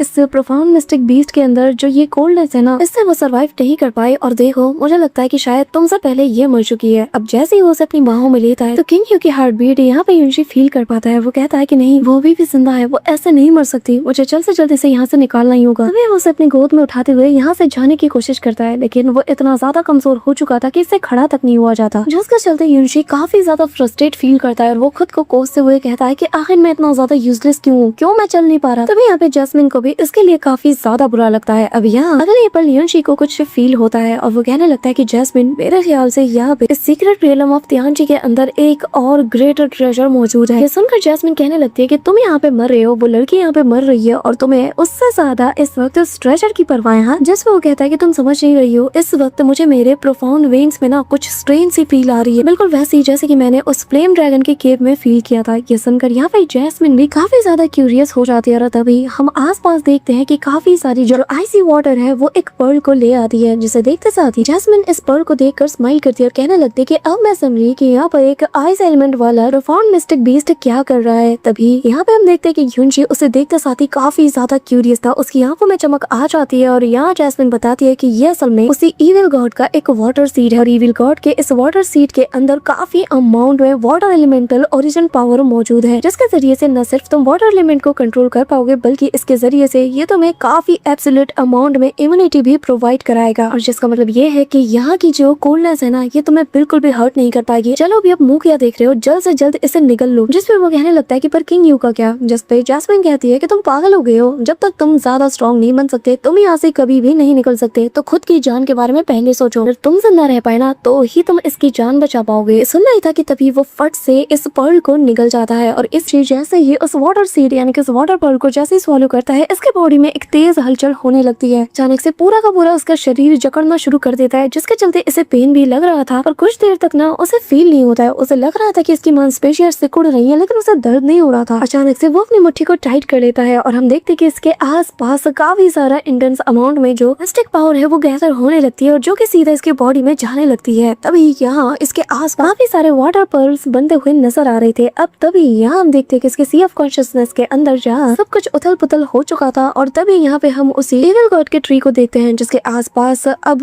वाटर सीड पूरी तरीके से अपना जलवा बिखेर चुका था। चारों तरफ पानी ही पानी नजर आता है, जिसके चलते उसकी इम्यूनिटी भी काफी ज्यादा बूस्ट हो चुकी थी। तभी यहाँ जैस्मिन जो किसकी सी ऑफ कॉन्शियसनेस में रहती है, अचानक से वो फील कर पाती है कि इतनी ज्यादा एनर्जी के चलते वो इतने कम वक्त में ही स्प्लिट फेज में ब्रेक थ्रू कर चुकी है। अब युनशी इस दौरान खुद को उसके सी ऑफ कॉन्शियसनेस में पाता है, जहाँ सब कुछ अचानक से शांत हो जाता है और तभी एक वॉइस उसे सुनाई देती है, जहाँ वो बंदा उसे कहता है कि फाइनली इतने इंतजार करने के बाद वो बंदा आ ही गया जो कि मेरे पावर को इनहेरिट करेगा। मेरे पावर के इनहेरिटर तुम्हारा यहाँ स्वागत है। इसी के साथ यहाँ पे एक तेज रोशनी छा जाती है और युनशी जैसे अपनी आंखें खोल के देखता है तो वो हैरान कर कहता है कि क्या आप सच में वही इविल गॉड हो। यहाँ उसके सामने एक छोटा सा सोल फ्रेगमेंट नजर आता है जो कि एक बॉल की शेप में था और वो कहने लगता है कि जिस सीड को अभी तुमने स्वॉलो किया है उसके अंदर मेरी सोल का एक छोटा सा हिस्सा मौजूद था। तुम्हें अंदाजा भी नहीं होगा कि मैंने तुम्हारे यहाँ पर आने के लिए न जाने कितने कितने कितने सदियों का इंतजार किया है। ये सुनते साथ ही युनशी कहने लगता है तो इसका मतलब ये है कि आप ही वो क्रिएटर हो जिसने की इस द सीक्रेट रियलम ऑफ तियानची को क्रिएट किया है ना। जिसमें वो कहता है कि हाँ बिल्कुल तुमने सही कहा, और अब जबकि जिस सीड को मैंने मेरे पीछे छोड़ दिया था उसने अपने ओनर को ढूंढ लिया है कि ये जो मेरे सोल का छोटा सा हिस्सा है ना, ये बहुत ही जल्द यहाँ से डिसअपियर हो जाएगा। अब थोड़ी देर के लिए अपने दिमाग को शांत करो और मुझे अपनी मेमोरीज में थोड़ी देर के लिए झांकने दो। अब तभी वो तेजी से ग्लो करते हुए इसके फोरहेड के जरिए से इसके कॉन्शियसनेस के अंदर पूरी तरीके से इसके साथ मर्ज हो जाता है। धीरे धीरे करके यहाँ इसकी काफी सारी मेमोरीज उसे दिखाई देती है। यहाँ पे अपने लाइफ के काफी सारे फेजेस को युनशी भी देख पा रहा था और यहाँ पे हम देखते हैं कि जो इविल गॉड है वो कहने लगता है कि अब मैं समझा, तुम वाकई में एक ऐसे लड़के हो जो कि एक एक्स्ट्रा ऑर्डिनरी किस्मत को पोसेस करता है और तुम्हारे पास्ट और तुम्हारी मेमोरीज को देखने के बाद मैं वाकई में बता नहीं सकता कि तुम्हारे प्रति कितनी ज्यादा एक्सपेक्टेशन रखता हूँ। मुझे लगता है कि तुम्हारा फ्यूचर बहुत ज्यादा ब्राइट होगा। ये सारी बातें सुनकर युनशी कहने लगता है कि मेरा फ्यूचर जो होगा वो देखा जाएगा, पर प्लीज इस वक्त वो बहुत ही ज्यादा खतरे में है, ऑलमोस्ट वो मौत के मुंह में पहुंच चुकी है, प्लीज उसे बचा लीजिए। जिस पे इविल गॉड कहने लगता है कि तुमने मेरे पावर को इनहेरिट किया है, जिसका मतलब ये है कि तुम मेरे मिशन के भी अब इनहेरिटर बन चुके हैं और अब तुम्हें इसे हर हाल में पूरा करना होगा। मैं तुम्हारी मदद करूंगा और मैं अपनी बची कुची पावर के जरिए से तुम्हें एक ऐसे स्पेशल स्पेस में पहुंचा दूंगा जहाँ पर बस तुम 24 घंटे के लिए ही रह सकते हो और इसे कैसे क्योर करना है ये भी तुम्हें वहीं पे पता लगाना होगा। जिसके बाद जैसे ही 24 घंटे पूरे हो जाएंगे तुम वापस से अपने माइनर वर्ल्ड में भेज दिए जाओगे। अब तभी हम देखते हैं कि युनशी और जो किंग यू है दोनों यहाँ से टेलीपोर्ट होते साथ ही अज़ोर क्लाउड कॉन्टिनेंट जो कि पेनारोमा नाम के एक जगह पे पड़ता है वहाँ पर पहुंच जाते हैं। यहाँ पे आते साथ ही युनशी आसपास की जगह को देखने लगता है। इस दौरान यहाँ पर हमें एक छोटी बच्ची दौड़ती हुई नजर आती है जो कि चिल्लाते हुए कहने लगती है कि प्लीज मेरी मदद करो, प्लीज इससे मेरी जान बचा लो। अब वो बच्ची दौड़ती हुई सीधा उसी ओर आ रही थी जिस ओर यहाँ युनशी और मिस किंग यू मौजूद थे। यहाँ पे युनशी को इस लड़की की आवाज भी सुनाई देती है। तभी हम देखते हैं कि वो लड़की दौड़ते हुए सीधा जमीन पे जा गिरती है और यहाँ इसके पीछे कुछ बदमाश पड़े हुए थे जिन्होंने कि यहाँ पे मास्क पहना हुआ था। इनमें से एक बंदा आगे आता है और इस लड़की को उठा लेता है और हवा में इसे उठाते हुए कहने लगता है कि अब तुम्हें हमारे साथ चलना होगा। जो सुन के वो लड़की जिसका नाम सूलिंगर है वो कहने लगती है कि तुम लोग बुरे आदमी हो, मेरे फादर को अगर पता चला ना तो वो तुम लोगों को पकड़ के ना बहुत मारेंगे और बहुत अच्छा सबक सिखाएंगे, इसलिए मुझे जाने दो। जिसमें यहाँ ये मास्टरमाइंड कहने लगता है कि अच्छा ऐसी बात है, यही तो हम चाहते हैं कि तुम्हारा फादर यहाँ पे आए। मैं देखना चाहूंगा कि आखिर सू हैंग इससे पहले कि वो कुछ कह पाता तभी यहाँ पर इस बंदे के एक जोरदार किक पड़ता है और ये काफी दूर जा गिरता है और तभी हम देखते हैं कि युनशी यहाँ पे आते साथ ही उस लड़की को बचा लेता है। यहाँ पे वो सूलिंगर से कहने लगता है कि बच्ची चिंता मत करो, अब तुम्हें कोई भी कुछ नहीं करेगा, मैं यहाँ पे आ गया हूँ ना। यहाँ पे ये जो मास्टरमाइंड था वो कहने लगता है कि आखिर ये लड़का कहाँ से आ गया, हाँ कौन हो तुम, भूला मत ये इलाका हमारा है और ब्लैकवुड स्ट्रॉन्ग होल्ड के आसपास जो कुछ भी हम करते हैं ना वो सब कुछ हमारा अपना निजी मामला है, तुम होते कौन है इसमें दखल देने वाले, क्या तुम्हें मरना है। अब यहाँ पे युनशी कहने लगता है कि देखो मेरे साथ ना एक छोटी बच्ची है और मैं इसके सामने खून खराबा नहीं करना चाहता, मैं तुम लोगों को जीने का एक मौका देता हूँ और यहाँ से वार्न कर रहा हूँ कि चुपचाप चले जाओ। ये सुनकर इनका लीडर हंसता है और कहता है कि एक लेवल 1 के स्प्रिट फेस का कल्टीवेटर वो ये सोचता है कि वो यहाँ हमारे सामने हीरोगिरी दिखाएगा। ये कहते साथ ही वो अपने वेपन को निकाल लेता है। अब इससे पहले कि वो कुछ कर पाता युनशी जाता है और इसको घुमा के एक जोरदार पंच मारता है और इसको फ्लाइंग जेट बना देता है। जो देखते साथ ही इसके साथियों के होश उड़ चुके थे और अब ये लोग भी यहाँ से उल्टे पैर जान बचा के भागने लगते हैं। जिसके बाद यहाँ पर वो सूलिंगर को हाथ पकड़ते साथ ही सीधा वहीं ले आता है जहाँ पर की मिस किंग यू मौजूद थी और तभी वो उसे कहने लगता है कि नन्ही बच्ची तुम्हारी जो बिग सिस्टर है ना उसकी तबीयत बिल्कुल भी ठीक नहीं है, तो मुझे पहले उसका ख्याल रखना होगा, ठीक है, जिसके बाद मैं तुम्हें तुम्हारे घर जरूर ले जाऊंगा। अब लिंगर उसकी बात सुनकर हमें जवाब देती है और जैसे ही मिस किंग यू को देखती है ना तो वो कहती है कि सरा देखो ये कितने ज्यादा खूबसूरत है, और एक बात बताइए आखिर ये जमीन पर ऐसे लेटी क्यों है, क्या इन्हें तकलीफ हुई है, क्या इन्हें चोट लगी है। जिसपे वो हमें जवाब देता है और तभी वो किंग यू के पास बैठकर अपने पावर्स का यूज करके उसे हील करना शुरू कर देता है। इस दौरान लिंगर बहुत ही क्यूट वे में अपनी प्यारी प्यारी निगाहों से यहाँ युनशी को देखी जा रही थी, जो देखकर वो कहता है कि आखिर तुम ऐसे क्या देख रही हो। जिसपे वो कहती है कि पता नहीं क्यों लेकिन जब मैंने आपको पहली बार देखा ना तो मुझे ऐसा लगा कि आप मेरे बहुत क्लोज हो, ऐसा लगा कि जैसे मैं आपको आज से नहीं बल्कि काफी लंबे अरसे से जानती हूँ। जिसपे युनशी कहता है कि शायद ऐसा इसलिए क्योंकि शायद हमारी किस्मत में मिल नहीं था कि हम ऐसे एक दिन यहाँ जरूर मिलेंगे और मेरा नाम युनशी है और तुम्हारा क्या नाम है। जिसपे वो स्माइल करते हुए बताती है कि मेरा नाम सूलिंगर है। अब सूलिंगर का नाम सुनते साथ ही युनशी कम्प्लीटली स्पीचलेस हो जाता है। वो शॉक्ड था और कहता है कि क्या वाकई में तुम्हारा नाम सूलिंगर है। जिसपे वो हमें जवाब देती है और काफी इनोसेंट वे में पूछती है कि एक बात बताओ क्या कोई गड़बड़ है, ये नाम आपको पसंद नहीं आया। तभी युनशी को अपने पास्ट लाइफ का एक छोटा सा फ्लैशबैक आता है जहाँ उसके सामने सूलिंगर मौजूद है और वो बहुत प्यार से युनशी का नाम लेती है। अब यहाँ पे हम देखते हैं कि युनशी जो है वो सीधा लिंगर के पास जाने लगता है, उसके पास जाके बैठ जाता है, कहने लगता है कि लिटिल लिंगर क्या तुम मुझे बता सकती हो कि तुम आई कहाँ से हो। जिसपे बहुत ही प्यारे अंदाज में लिंगर बताने लगती है कि मैं अज़ोर क्लाउड कॉन्टिनेंट से आई हूँ और मेरा जो घर है वो इसी ग्रैंड वेक माउंटेन के बिल्कुल नीचे मौजूद है। यहाँ पे जैसे ही युनशी ये सुनता है ना तो वो हैरानी के साथ कहता है कि क्या ये वाकई में अज़ोर क्लाउड कॉन्टिनेंट है। लिंगर हाँ में जवाब देते हुए कहती है कि क्या आपका घर इस अज़ोर क्लाउड कॉन्टिनेंट में नहीं है तो कहाँ है। अब यहाँ पे जैसे युनशी ये सुनता है तो उसे पास्ट लाइफ की कुछ चीजें याद आने लगती है कि कैसे युनशी को यहाँ से मार के भगाया गया था और उसे लोग कह रहे थे कि युनशी तुमने अज़ोर आउट कॉन्टिनेंट के न जाने कितने लोगों से वादा किया था, लेकिन आज जब तुम अपनी वाइफ को खो दोगे तो तुम्हें उस दर्द का एहसास होगा। इसी के साथ लिंगर के ऊपर ये लोग हमला कर देते हैं और फिर कैसे युनजी को जब वो अधमरी हालत में मिली थी तो युनजी उससे बस इतना कहती है कि मैं बदला नहीं चाहती, मैं बस तुम्हारे साथ एक सुकून की जिंदगी बिताना चाहती हूँ। इसी के साथ प्रेजेंट टाइम में युनजी यहाँ पे लिटिल लिंगर से कहने लगता है कि क्या तुम मुझे अपना राइट हैंड दिखा सकती हो, जिसमें वो दिखाती है और यहाँ दो छोटे छोटे डॉट्स थे जिसे देखते साथ ही वो कहने लगता है कि ऐसा कैसे हो सकता है। तभी यहाँ पे जैस्मिन उसके कॉन्शियसनेस में उसकी बढ़ती हुई स्पिरिचुअल ऑरा को फील कर पाती है और कहती है कि आखिर यहाँ पे चल क्या रहा है, अचानक से तुम्हारी स्पिरिचुअल ऑरा इतने ट्रेमेंडस पावर में कैसे बढ़ सकती है। लिटिल लिंगर बताने लगती है कि ये मार्क मुझे तब मिला था जब मैं 7 साल की थी। तब मेरी मुलाकात एक छोटे से और क्यूट से लिटिल स्नो मार्टिन से हुई थी जिसने कि मुझे काट लिया। यहाँ पे इसकी बातें सुनते साथ ही युनजी को अपनी वाली युनजी उसके अंदर नजर आती है और सेम बात उसने भी उसे बताया था, जहाँ वो बताती है कि तुम्हें पता है उसने मुझे काट तो लिया था लेकिन मैंने उसे ब्लेम नहीं किया क्योंकि गलती मेरी थी, मैंने पहले उसे नुकसान पहुंचा दिया था, वो भी गलती से। हाँ, अब मुझे याद आया उस लिटिल स्नो मार्टिन का नाम है लिन लिंग। युनजन आपको पता है हम दोनों ना काफी अच्छे दोस्त बन चुके हैं। अब ये सारी बातें लिटिल लिंगर बता रही थी और तभी उसके मुंह से ये सारी बातें सुनते साथ ही युनजी काफी ज्यादा इमोशनल हो जाता है। वो रोते हुए उसे देखे जा रहा था और कहता है कि वाकई में ये मेरी ही लिंगर है। तभी लिटिल लिंगर उसके गालों को टच करती है और उसके आंसू को पोंछते हुए कहने लगती है कि आखिर आप रो क्यों रहे हैं। और जैसे ही उसे टच करती है यहाँ इसे वापस से अपनी लिंगर याद आने लगती है और तभी वो उसे काफी जोरों से हक कर लेता है और कहने लगता है कि मुझे समझ नहीं आ रहा कि आखिर ये इल्यूशन कैसा है, पर मैं समझ गया कि तुम मेरी ही लिंगर हो। इसके बाद वो काफी ज्यादा इमोशनल हो चुका था। तभी यहाँ पे लिटिल लिंगर कहती है कि ब्रदर युनजन आप मुझे हर्ट कर रहे हो, जिसपे युनजी को रियलाइज होता है कि हाँ यार है तो अभी वो छोटी सी बच्ची, तो वो उससे माफी मांगता है। साथ ही वो काफी ज्यादा इमोशनल हो जाता है। जिस पर लिटिल लिंगर उससे पूछती है कि आखिर वो रो क्यों रहा है, तो वो बताता है कि असल में तुमने मुझे मेरे एक बहुत ही इंपॉर्टेंट पर्सन के बारे में याद दिला दिया। तभी यहाँ पर लिंगर का फादर ढूंढते हुए उसे यहाँ पे आ जाता है और अपने फादर को देखते साथ ही लिंगर उनके पास जाकर उन्हें हक कर लेती है और उसका फादर उसे लेकर काफी ज्यादा फिक्रमंद होता है और उससे कहता है कि अगर तुम अचानक से कहाँ चली गई थी, जिस पर लिंगर सारी बात बता देती है कि वो अकेले खेल रही थी, फिर कुछ गुंडों ने उसका पीछा किया और फिर ब्रदर युनजन ने उसकी जान बचाई। और फादर फिलहाल के लिए जो बिग सिस्टर है उनकी तबीयत बहुत ज्यादा खराब है, हम इनके लिए कुछ नहीं कर सकते, क्या आप इनकी मदद नहीं कर सकते। जिसपे इसका फादर कहता है कि क्यों नहीं। और तभी वो युनजी के पास जाकर कहने लगता है कि यंग फ्रेंड मेरी बेटी की जान बचाने के लिए आपका बहुत शुक्रिया, अब मैं चाहता हूँ कि प्लीज मुझे भी इस एहसान को उतारने का एक मौका दिया जाए। अब लिंगर का फादर युनजी और यहाँ पे किंग यू इन दोनों को अपने घर ले जाने का ऑफर देता है, जिसपे वो मान जाता है और लिंगर काफी ज्यादा खुश हो जाती है और कहती है कि ये ब्रदर युनजी अब मेरे घर आएंगे, हम साथ में खेलेंगे। इसी के साथ हमें ग्रैंड वे क्लैन का सीन दिखाया जाता है जहाँ काफी बड़े बड़े घर मौजूद थे और ये जगह दिखने में बहुत ही ज्यादा खूबसूरत लग रहा था, जहाँ युनजी, मिस किंग यू और बाकी सभी लोग पहुंच जाते हैं। अब तभी हम काउंसिल चैम्बर के पास पहुंच जाते हैं जहाँ पर ग्रैंड वे क्लैन के जो मेन फैमिली के मेंबर्स है वो रहा करते हैं और यहाँ आते साथ ही इस जगह को देखकर युनजी भी इसकी तारीफ करता है और बताता है कि आपका ये क्लैन ना बाकी ऑर्डिनरी क्लैन से काफी ज्यादा खूबसूरत है। अब तभी यहाँ पे हम देखते हैं कि जो लिंगर का भाई है वो आ जाता है, यहाँ पर नाटक करते हुए कहने लगता है कि अरे मेरी बहन लिंगर, मैंने सुना कि तुम्हारी जान खतरे में आ गई, तुम्हें पता है मैं कितना ज्यादा परेशान हो गया, और सच कहूँ तो तुम्हें अब सही सलामत देखकर मेरी जान में जान आई, तुम्हें पता भी है मैं कितना ज्यादा परेशान हो गया था। अब यहाँ पे लिंगर उसे देखते साथ ही छिपने लगती है। तभी यहाँ पर उसका फादर बताने लगता है कि चिंता मत करो, लिंगर बिल्कुल सही सलामत है और इन्हीं लोगों ने लिंगर की जान बचाई है। अब यहाँ पे सू हावरान जैसे ही मिस किंग यू को देखता है ना तो वो भी इसकी खूबसूरती में हो जाता है। तभी यहाँ पर किंग यू की हालत बिगड़ जाती है, जिसे देखते साथ ही यहाँ युनजी कहने लगता है कि प्लीज ग्रैंड लीडर क्या आप मेरी मदद कर सकते हैं, हमें जल्द से जल्द किंग यू को ठीक करना होगा। जिस पर लिंगर का फादर हावरान से कहने लगता है कि जल्द से जल्द जाओ और ब्रदर युन और उसकी वाइफ को ड्रैगन रोस्ट पवेलियन में ले जाओ, जिसमें वो मान जाता है, इन दोनों को यहाँ से ले जाता है। साथ ही लिंगर का फादर उसे वार्न करते हुए कहता है कि बाहर बहुत ज्यादा खतरा है, तो बेहतर यही होगा कि तुम अब से बाहर नहीं जाओगी। अब तभी यहाँ पर ये लोग सीधा ले जाकर मिस लिंगर को उसके बिस्तर पे लिटा देते हैं। अब यहाँ हावरान जो कि 1 नंबर का ठरकी है वो यहाँ पर मिस किंग यू को देखकर मनी मन कहने लगता है कि जरा देखो तो ये लड़का कितना बड़ा वाला खिलाड़ी है, इस जैसे अनाड़ी के नसीब में ऐसी खूबसूरत लड़की कैसे पड़ सकती है। यहाँ पर हम देखते हैं कि वो उसे घूरना शुरू कर देता है। तभी युनजी जो कि इसकी तरफ देखता भी नहीं से कहने लगता है कि हावरान अगर तुम्हारा काम हो गया हो तो तुम यहाँ से जा सकते हो। जिसमें वो कहने लगता है कि हाँ वो तो मैं चला जाऊंगा, लेकिन मैं कुछ कहना चाहता हूँ, अगर आपकी वाइफ ज्यादा देर तक ऐसे कॉन्शियस रही है तो इसका मतलब ये है कि इसे काफी ज्यादा इंजरीज हुई होंगी ना, वो भी इंटरनल इंजरीज। और खुशकिस्मती से मुझे कुछ ऐसे मेडिसिन का पता है कि जिसके जरिए से इन्हें क्योर किया जा सकता है, पर उससे पहले मुझे जरा इन्हें एग्जामिन करना होगा। ये कहते हुए वो अपना हाथ मिस किंग यू को छूने के लिए बढ़ाता है, पर तभी यहाँ पे युनजी उसका हाथ पकड़ते साथ ही मसल देता है, उसे पीछे की ओर धक्का देता है और बिना उसकी तरफ देखे कहने लगता है कि उसकी इंजरीज को मैं देख लूंगा और उसकी इंजरीज इतनी ज्यादा नहीं कि आपको उसके लिए कुछ करना पड़े। तो यंग मास्टर सू, अगर आपका काम हो गया हो तो आप यहाँ से जा सकते हैं। अभी यहाँ पे इसकी बोली से वो समझ आता है कि नहीं भाई अपनी दाल यहाँ नहीं गलने वाली, तो वो चुपचाप पतली गली पकड़ते साथ ही यहाँ से निकल जाता है। अब जैसे वो यहाँ से जा जाता है तभी जैस्मिन अपीयर होती है और कहने लगती है कि जरा इस ठरकी को देखो तो तुमने तो इसे मारा नहीं, मैं होती तो इसका मुंह तोड़ देती, वो तो तुमने इसे भगा दिया वरना मैं बस बाहर निकलने वाली थी। जिसपे यूनशी बताने लगता है कि फिलहाल के लिए उसे दफा करो, वैसे भी वो लिंगर का भाई है और हम उसके साथ ज्यादा कुछ नहीं कर सकते, और अगर वो कोई और होता ना तो तुम्हें कहने की जरूरत भी नहीं पड़ती, अब तक मैं उसका नक्शा बिगाड़ चुका होता। अरे हाँ, एक बात बताओ, क्या तुम्हें कोई ऐसा तरीका पता है कि जिसके जरिए से मैं किंग यू को ठीक कर सकता हूँ, और वो भी जल्द से जल्द, क्योंकि इसकी हालत काफी ज्यादा बिगड़ती जा रही है। जिसपे जैस्मिन स्माइल करती है और कहती है कि हाँ बिल्कुल ऐसा एक तरीका है। जिसके बाद जैस्मिन बताने लगती है कि जो बॉडी एम्परर हार्ट लोटस है उसके जरिए से तुम इसे जगा सकते हो। जो सुनना ही था कि तभी यहाँ पे यूनशी बिना किसी चीज की परवाह किए उस लोटस को बाहर निकालता है। अब तभी जैस्मिन बताने लगती है कि शायद तुम इससे बहुत ही ज्यादा कमजोर आंक रहे हो, असल में इस लोटस की जो ताकत है ना वो तुम्हारे इमेजिनेशन के भी बियॉन्ड है। अगर तुम इसे शिया किंग यू को देते हो तो न सिर्फ वो इससे रिकवर हो जाएगी इंस्टेंटली, बल्कि उसकी जो मिस्टिक पावर्स है वो भी हेवन फेज मिस्टिसिज्म में भी ब्रेक थ्रू कर जाएगा। अब तभी ये सुनना ही था कि यूनशी बिना किसी चीज की परवाह किए उस लोटस को सीधा मिस किंग यू की तरफ थ्रो कर देता है, जो देखकर जैस्मिन हैरान थी। और जैसे ही वो लोटस की बॉडी में जाता है, मिस किंग यू की बॉडी अचानक से ग्लो करने लगती है, उसकी बॉडी हवा में उड़ते साथ ही तेजी से रिकवर भी करने लगती है, और तभी उसकी आंखें खुलते साथ ही वो यूनशी को आवाज देती है, जिसपे वो कहने लगता है कि चिंता मत करो, तुम बिल्कुल ठीक हो। यहाँ पे किंग यू समझ आती है कि इसने उसे वो बहुत ही एम्परर लोटस दिया है, जिसपे वो कहने लगती है कि आखिर तुमने उसे मुझे क्यों दिया। जिसपे वो कहता है कि उसे दफा करो और चुपचाप रिकवर होने पे फोकस करो। जिसपे वो ऐसे ही करती है और जैस्मिन यूनशी के पास आकर कहने लगती है कि अब तो ये जो ब्लू वाइन एम्पायर है ना, ये कभी भी हजारों सालों में ऐसा ट्रेजर दोबारा नहीं देखने वाला। तुमने ना इस लड़की के लिए एक मैसिव अपॉर्चुनिटी को पूरी तरीके से मिस कर दिया। यूनशी उसकी तरफ देखे जा रहा था और कहने लगता है कि मुझे उसकी सेहत से ज्यादा किसी चीज की परवाह नहीं, मेरी कल्टीवेशन अभी बहुत ही ज्यादा कमजोर है, और अगर मैं उसकी रिकवरी की बात करूँ तो इस वक्त उसकी सेहत ज्यादा इंपॉर्टेंट है। वो अगर रिकवर कर जाती है तो इससे बढ़कर मेरे लिए कुछ भी नहीं। जिसपे जैस्मिन कोई रिएक्ट नहीं करती, तो यहाँ यूनशी से कहता है कि अगर इसकी जगह तुम होती और तुम यहाँ लेटी होती तो मैं तुम्हारे लिए भी यही करता, क्योंकि मेरी जिंदगी में कुछ लोग हैं जो कि मुझसे भी ज्यादा मेरे लिए मायने रखते हैं। अब तभी हमें शाम का सीन दिखाया जाता है जहाँ पे लिंगर का फादर यहाँ पे सू हिंगयू और जो सू हायू जो कि इसी ग्रैंड वे क्लैन के मेंबर हैं, इन दोनों से लिंगर का फादर कहने लगता है कि आखिर तुम्हारी हिम्मत कैसे हुई हमारे एंसेस्ट्रल ट्रेजर को चुराने की, और तुम लोगों ने बैकवुड स्ट्रॉन्ग होल्ड से हाथ भी मिला लिया। क्या तुम लोगों को जरा भी शर्म आया नहीं कि एंसेस्टर से नजरें कैसे मिलाओगे कि तुमने हमारे दुश्मनों से ही हाथ मिला लिया। अब यहाँ पे सुहायू कहने लगता है कि तुम्हें नहीं पता क्या कि एंसेस्टर ने क्या कहा था कि वो टैलेंटेड डिसाइपल जो लगातार ब्रेक थ्रू करता रहेगा और उसके अंदर कमाल का टैलेंट होगा उसे क्लैन के सारे ट्रेजर से दिए जाएंगे। तो बताओ मेरे बेटे ने आखिर क्या गलत किया। मेरा बेटा 20 साल का हो चुका है, उसकी जो मिस्टिक पावर है वो already 18 level of split phase में पहुंच चुकी है, और इतने सालों में वो और ज्यादा ब्रेक थ्रू करते हुए काफी ज्यादा स्ट्रॉन्ग बन चुका होता। पर तुम्हारे ये स्टूपिड से सबॉर्डिनेट और तुम्हारे ये नीति के चलते मेरे बेटे को कभी कोई ठीक ठाक ट्रेजर नहीं मिला, और हमें लगातार मना किया गया जब भी हमने किसी ट्रेजर की मांग की। अगर मेरे बेटे को सही वक्त पर ट्रेजर दिए जाते ना तो वो कब का एक सुप्रीम एक्सपर्ट बन चुका होता, उसे तो अपॉर्चुनिटी दिया ही नहीं गया। तो शर्मिंदा हमें नहीं बल्कि तुम्हें सोचना चाहिए कि आखिर तुम एंसेस्टर से नजरें कैसे मिलाओगे। जिसमें यहाँ पे हम देखते हैं कि जो लिंगर का फादर है वो आगे आता है और कहने लगता है कि तुम्हारा बेटा हाउ यू वाकई में काफी ज्यादा टैलेंटेड है, लेकिन वो वर्ल्ड शॉकिंग लेवल पर अभी नहीं पहुंचा जैसा कि हमारे एंसेस्टर ने डिमांड किया था, और अगर हमने उसे वो ट्रेजर दे दिया तो ये पूरी तरीके से वेस्ट होगा, और एक डिवाइन गिफ्ट को हम ऐसे ही किसी को कैसे दे सकते हैं। इससे तो हमारे क्लैन का जो ग्रेटर अपॉर्चुनिटी है वो पूरी तरीके से जाया हो जाएगा और हमें कुछ भी हासिल नहीं होगा। अब ये सुनते साथ ही यहाँ पर वो मास्टरमैन आगे आता है और कहने लगता है कि आखिर तुम्हें ऐसा क्यों लगता है कि हमेशा जो तुम सोचते हो वो सही है। मुझे डर है कि जो ब्रदर हैंगशेन है ना, इसके जो ट्रू इंटेंशन है ये कुछ और ही है, और मुझे लगता है कि सारा का सारा ये अपॉर्चुनिटी बस अपने बायोलॉजिकल बेटे के लिए सेव करके रखना चाहता है। ये सुनते साथ ही लिंगर का फादर चिढ़ जाता है और कहता है अपनी जुबान को थोड़ा लगाम दो और भूलो मत कि तुम किसके सामने खड़े हो। तभी यहाँ पे हम सू वांगली जो कि इसी क्लैन के ग्रैंड एल्डर हैं उन्हें देखते हैं, जो कि लिंगर के फादर से कहने लगता है कि बेहतर यही होगा कि तुम चुपचाप क्लैन के ट्रेजर को हैंड ओवर कर दो, क्योंकि मैंने ऑलरेडी हमारे जो काउंसिल एल्डर्स हैं उनसे इस बारे में डिस्कस कर चुका हूँ। ये सुनते साथ ही यहाँ पे लिंगर का फादर शॉक्ड हो जाता है, जिसके बाद ग्रैंड एल्डर आगे बताने लगते हैं कि आज से और अभी से हमारा क्लैन यानी कि सू क्लैन ब्लैकवुड स्ट्रॉन्ग होल्ड के साथ कोऑपरेट भी करेगा, उसके चलते हम लोग पूरे के पूरे इस कॉन्टिनेंट पर साथ मिलकर रूल करेंगे। ये सुनते साथ ही लिंगर का फादर कहता है कि ऐसा कभी नहीं हो सकता, ये सरासर गलत है। जो सुनते साथ ही ग्रैंड एल्डर अपनी पावर को एक्टिवेट करते हुए कहते हैं कि तुम कुछ ज्यादा ही बोल रहे हो। तभी यहाँ पर इनके ऊपर वो टेरिफाइंग प्रेशर को डालने लगता है और कहने लगता है कि चुपचाप जैसा कह रहा हूँ वैसा करो। अब यहाँ पे जैस्मिन को कुछ फील होता है, जो देखकर यूनशी कहता है कि क्या हुआ। जैस्मिन बताती है कि तुम्हारी वो प्यारी लिंगर है ना, लगता है कि वो किसी बहुत बड़ी मुसीबत में फंसने वाली है। ये सुनने ही तक यूनशी हैरान था, और तभी सीन शिफ्ट होता है, हम देखते हैं कि लिंगर का फादर ग्रैंड एल्डर को समझाने की कोशिश करता है कि जो ब्लैकवुड स्ट्रॉन्ग होल्ड है वो कभी भी हमारा साथ नहीं देगा। ये शुरू से ही हमारे दुश्मन रहे, हमें बर्बाद करने की इन लोगों ने पूरी कोशिश की है, इनके साथ कोऑपरेट करने का फैसला सरासर गलत है। तभी यहाँ पे आग में घी डालने का काम सो हाउ यू का फादर करता है और कहता है कि अरे जरा देखो तो इस इसकी हिम्मत, ये हमारे ग्रैंड एल्डर को डिफाई करने की कोशिश कर रहा है। हाँ, आखिर तुम्हारी हिम्मत कैसे हुई ऐसा करने की? ज़ू क्लैन के सारे डिसाइपल्स मेरी बात गौर से सुनो। हैंग चांग को अभी के अभी मेरे ऑर्डर पे कैप्चर करो। अब ये सुनकर सारे के सारे डिसाइपल एक दूसरे का मुंह देखते हैं, लेकिन असल में ये सब के सब मिले हुए हैं। तो इमीडिएटली ये लोग भी घेरा बना के यहाँ हैंग चांग को घेर लेते हैं। दूर से ये सारा नजारा युनशी देख रहा था। यहाँ पे हम देखते हैं कि लिंगर का फादर समझ आता है कि ये सब के सब मिले हुए हैं। अब ग्रैंड एल्डर सीधा कहने लगता है कि ठीक है, फिर अब मैं ज्यादा बहसबाजी नहीं करूंगा और ना ही मैं यहाँ पर ये कहूंगा कि मैं फेवरेटिज्म का गेम खेल रहा हूँ। तुम यहाँ पर क्लैन के किसी भी डिसाइपल को चूज कर सकते हो जो कि हाउ यू को हरा पाए, और अगर तुम्हारा चुना गया डिसाइपल इसे हरा पाता है तो फिर मैं मान जाऊंगा कि तुम सही हो, और फिर ये जो ट्रेजर का आइडिया है मैं पूरी तरीके से ड्रॉप कर दूंगा। तो बताओ आखिर तुम्हारा इसके बारे में क्या ख्याल है? अब यहाँ पे हम देखते हैं कि जो हाउ यू का फादर है वो कहने लगता है कि ठीक है, मैं ग्रैंड एल्डर के इस फैसले को सपोर्ट करता हूँ, साथ ही मेरी पूरी फैमिली भी इनके साथ खड़ी है। अब लिंगर के फादर को ना चाहते हुए भी उसे अपने बेटे को ही चुनना पड़ता है। अब हम देखते हैं कि उसका बेटा यानी कि हाउ रैन, वो तो यहाँ पे बेचारा फंस जाता है। वो लड़ना नहीं चाहता था, लेकिन अपने फादर के ऑर्डर पे से लड़ना पड़ता है। और यहाँ हम देखते हैं कि जो हाउ यू था वो बहुत इजीली इसे निपटा रहा था और पलक झपकते वो इसे तलवारबाजी में हरा देता और कहने लगता है कि मुझे यकीन नहीं होता कि हमारे क्लैन लीडर ने इतने बड़े ट्रैश को जन्म दिया है। अब तभी ब्लैक लॉर्ड स्ट्रॉन्ग होल्ड का जो यहाँ लीडर था वो कहने लगता है कि अब चुपचाप उस ट्रेजर को हमारे हवाले कर दो, वैसे भी तुम्हारा चुना गया बंदा हार चुका है। जिसमें लिंगर का फादर कहता है कि चाहे जो हो जाए मैं हमारे एंसेस्टर की लेगेसी को ऐसे मरने नहीं दूंगा। तभी यहाँ पे ये लोग इससे ब्लैकमेल करने के लिए लिंगर को ले आते हैं और कहते हैं कि चुपचाप उस ट्रेजर को हमारे हवाले कर दो, वरना तुम्हारी बेटी का क्या होगा ये तुम भी नहीं सोच सकते। अब ब्लैकवुड आर्मी का जो लीडर है वो अपने पास एक छोटे से नाइट को निकालता है और कहता है कि मैं तुम्हें बस 5 सांसों का वक्त देता हूँ, चुपचाप वो दे दो और अपनी बेटी को ले लो, वरना तुम्हारी बेटी कल का सूरज देख नहीं पाएगी और उसके साथ जो भी होगा उसके लिए तुम मुझे ब्लेम नहीं कर सकते। ये कहते हुए वो यहाँ पर उल्टी गिनती गिनना शुरू कर देता है और कहता है कि तुम्हारे पास बस 5 सांसों जितना वक्त है, जिसके बाद तुम्हारी बेटी को मैं खत्म कर दूंगा। और ऐसे ही वो उल्टी गिनती शुरू करता है। ये देखकर लिंगर का फादर काफी ज्यादा पैनिक कर जाता है और यहाँ ये इसे बहुत बुरी तरीके से फोर्स करता है, जिसके चलते यहाँ पे लिंगर के फादर को मानना पड़ता है और कहता है कि ठीक है मैं तुम्हें देता हूँ पर मेरी बेटी को कुछ मत करना। मैं मान गया, मैं तुम्हारी सारी शर्तें मानता हूँ। पर तभी यहाँ बीच में युनशी काफी कूल वे में एंट्री मारता है और आते साथ ही हमारी जो लिटिल लिंगर है उसे इनके चंगुल से छुड़ाकर वापस ले आता है, जो देखकर सभी कहता है कि आखिर ये कौन है। अब यहाँ पे जो ब्लैकवुड स्ट्रॉन्ग होल्ड के मेंबर्स थे वो यहाँ अपने लीडर को बताते हैं कि ये वही लड़का है जिसने की हमारे भाइयों को बहुत बुरी तरीके से मार के इंजर्ड किया है। तभी यहाँ पे सू हायू कहने लगता है कि देखो लड़के, चुपचाप यहाँ से निकल जाओ, ये हमारे क्लैन का निजी मामला है। जस्ट भाई युनशी कहता है कि अच्छा तो तुम ही हो वो सू हायू? हाँ, तुम्हारे बारे में बड़े चर्चे हो रहे हैं, चलो मैं देखता हूँ कि तुम्हारे ना स्किल्स कितने कमाल के हैं, आजा आजा फाइट करते हैं। यहाँ पे वो जो मास्टरमैन था यानी कि वो जो लीडर था वो उसे इशारा करते हुए कहता है कि इसे उड़ा दो। तभी वो मान जाता है और यहाँ लिंगर से हमारा युनशी कहता है कि तुम चुपचाप मेरा इंतजार करो, मैं जरा इन्हें सबक सिखा के आता हूँ। जिस पर लिंगर अपने फादर के पास चली जाती है और तभी यहाँ पे युनशी कहता है कि हाँ तो बताओ हायू, पहले तुम कौन सी गाल लाल करवाना चाहोगे? खैर छोड़ो, मैं तो दोनों को ही लाल करके रहूंगा और सिर्फ लाल नहीं बल्कि नीला पीला करके छोड़ूंगा। सुनना ही था कि हायू को काफी गुस्सा आता है और वो सीधा अपनी स्वॉर्ड को लेकर उस पर हमला करता है, लेकिन युनशी उसके हर एक अटैक से डॉज करते हुए घुमा के एक जोरदार फायर फिस्ट अटैक उसके पेट में चढ़ता है, जिसके बाद वो उसे एक पंच में ही फ्लाइंग जेट बना के काफी दूर फेंक देता है, जो देखकर हायू के फादर और बाकी सबको काफी गुस्सा आता है और कहता है कि मैं तुम्हें ना जान से मार दूंगा। अब सब के सब उसके ऊपर टूट पड़ते हैं, लेकिन हमारा युनशी भी निकालता है अपने हैवी रूलर को और लेते साथ ही वो यहाँ पे अपने स्वॉर्ड स्किल्स का यूज करते हुए बहुत बुरी तरीके से इसे भी इंजर्ड कर देता है और सीधा इसे भी वही पहुंचा देता है जहाँ पर इसने हाउ यू को भेजा था। ग्रैंड एल्डर अपनी कुर्सी छोड़ के खड़े हो जाते, हैरान थे कि आखिर ये लड़का है कौन। लिंगर तो खुशी के मारे झूम उठती है और ग्रैंड एल्डर के सामने युनशी आते जाते कहता है कि हाँ तो ये है आपका so called genius. Grand Elder की बोलती बंद हो जाती है। तभी युनशी कहता है कि तो बताइए आखिर आपने क्या फैसला किया? आपने तो कहा था ना कि अगर जो भी इसे हरा देगा तो आप अपने फैसले को वापस ले लोगे। जिसमें वो कहता है कि पर तुम तो हमारे क्लैन के मेंबर नहीं हो। जिसमें यहाँ पे युनशी हंसता है और कहने लगता है कि अरे रे रे, लगता है कि ग्रैंड एल्डर को किसी ने इन्फॉर्म ही नहीं किया। आपको नहीं पता कि असल में क्लैन लीडर ने ऑलरेडी मुझे अपने दामाद बनाने का फैसला ले लिया है और अपनी बेटी का हाथ मेरे हाथ में दे दिया है और जब मिसू अडल्ट हो जाएंगे उसके बाद हम शादी कर लेंगे, पर फिलहाल के लिए मैं उनका जमाई बन चुका हूँ। बताइए क्या अब भी मैं इस क्लैन का मेंबर नहीं हुआ? ये सुनकर ग्रैंड एल्डर की सटक चुकी थी और वो कहता है कि बकवास बंद करो। जिसके बाद वो लिंगर के फादर से पूछता है और कहता है कि बताओ आखिर ये क्या बोल रहा है? ऐसा कैसे हो सकता है कि मुझे ग्रैंड एल्डर को बताए बिना तुम अपनी बेटी का हाथ किसी को भी दे सकते हो? हाँ, तभी यहाँ पे हम देखते हैं कि जो लिंगर के फादर है उनकी बोलती बंद हो जाती है, जिसके चलते सभी को लगता है कि शायद युनशी झूठ बोल रहा है। तभी यहाँ पे लिंगर का फादर कहता है कि ये सच कह रहा है, इसने मेरी बेटी की जान बचाई है और ये काफी अच्छा नौजवान है और इसीलिए मैंने डिसाइड किया है जब मेरी बेटी 16 साल की हो जाएगी तो तब मैं इसका हाथ उसके हाथ में सौंप दूंगा, यानी कि जब ये अडल्ट हो जाएंगे तो तब हम इनकी शादी करवा देंगे। पर फिलहाल के लिए मैंने ऑलरेडी इसे अपने दामाद के रूप में एक्सेप्ट कर लिया है। यहाँ पे हम देखते कि ग्रैंड एल्डर फिर भी रेजिस्ट करते हैं, जिस पे अब लिंगर के फादर की सटक चुकी थी और क्लैन लीडर होने के नाते वो कहता है कि आखिर आप बोल क्या रहे हो? मुझे मेरी बेटी का हाथ किसी को देने के लिए आपके परमिशन की जरूरत है? हाँ, यहाँ पे सभी की बोलती बंद हो चुकी थी। तभी यहाँ पे युनशी यहाँ लिंगर के फादर इन लॉ कहते हुए शुक्रिया अदा करता है और तभी मन में कहता है कि लिंगर, अगर जिंदगी ने वाकई में मुझे एक और मौका दिया है तो मैं तुम्हारे लिए वो सब कुछ करना चाहता हूँ जो कि मैं नहीं कर पाया। लेकिन ब्लैकवुड स्ट्रॉन्गहोल्ड का जो लीडर था ना, वो आते साथ ही यहाँ युनशी के ऊपर हमला कर देता है। युनशी हैवी रूलर के जरिए से उसके ऊपर हमला करता है। तभी एक बैरियर को भी वो अपने पास बना लेता है, लेकिन इसके अटैक का इम्पैक्ट काफी ज्यादा था और ये जो बंदा था ये किसी वेनम की तरह था जो कि किसी लिक्विड का फॉर्म लेते साथ ही वापस से अपने सॉलिड फॉर्म में आ जा रहा था। इसी के चलते युनशी को फाइट करने में दिक्कत आती है। अब ये बंदा युनशी के पीछे हाथ धो के पड़ जाता है। इसके बाद वो युनशी को जकड़ते साथ ही हवा में उठा लेता है। अब यहाँ लिंगर का फादर उसे बचाने जाता है, लेकिन ग्रैंड एल्डर इसे मार के दूर फेंक देते हैं। जिसके बाद वो यहाँ पर अपने काफी सारे शार्प नीडल जैसे ऑब्जेक्ट को क्रिएट करते हुए सीधा युनशी के ऊपर हमला कर देता है और कहता है कि आज से ब्लैकवुड स्ट्रॉन्गहोल्ड का सब कुछ हुआ, यहाँ तक कि ये क्लैन भी। और जैसे ये अटैक उसे लगने ही वाले थे तभी यहाँ पर हम ब्लू फिनिक्स को देख पाते हैं, यानी कि वही आईसी फिनिक्स जो कि मिस किंग यू का है और यहाँ आते साथ ही इसके अटैक को डिस्ट्रॉय कर देता है। मिस किंग यू को जैसे सही सलामत युनशी देखता है तो उसके चेहरे पर एक प्यारी सी स्माइल आ जाती है। अब यहाँ मिस किंग यू के इस कमाल की एंट्री के साथ हमारा आज का ये एपिसोड यहीं पे एंड होता है। सो गाइज, तुम्हें ये पार्ट कैसा लगा कमेंट में जरूर बताना। So that's it for today guys. I hope कि तुम सबको आज की वीडियो काफी ज्यादा पसंद आई होगी। अगर हाँ तो वीडियो को लाइक करना, चैनल पे नए हो तो सब्सक्राइब करना। तो मिलते हैं नेक्स्ट वीडियो में, तब तक के लिए बाय।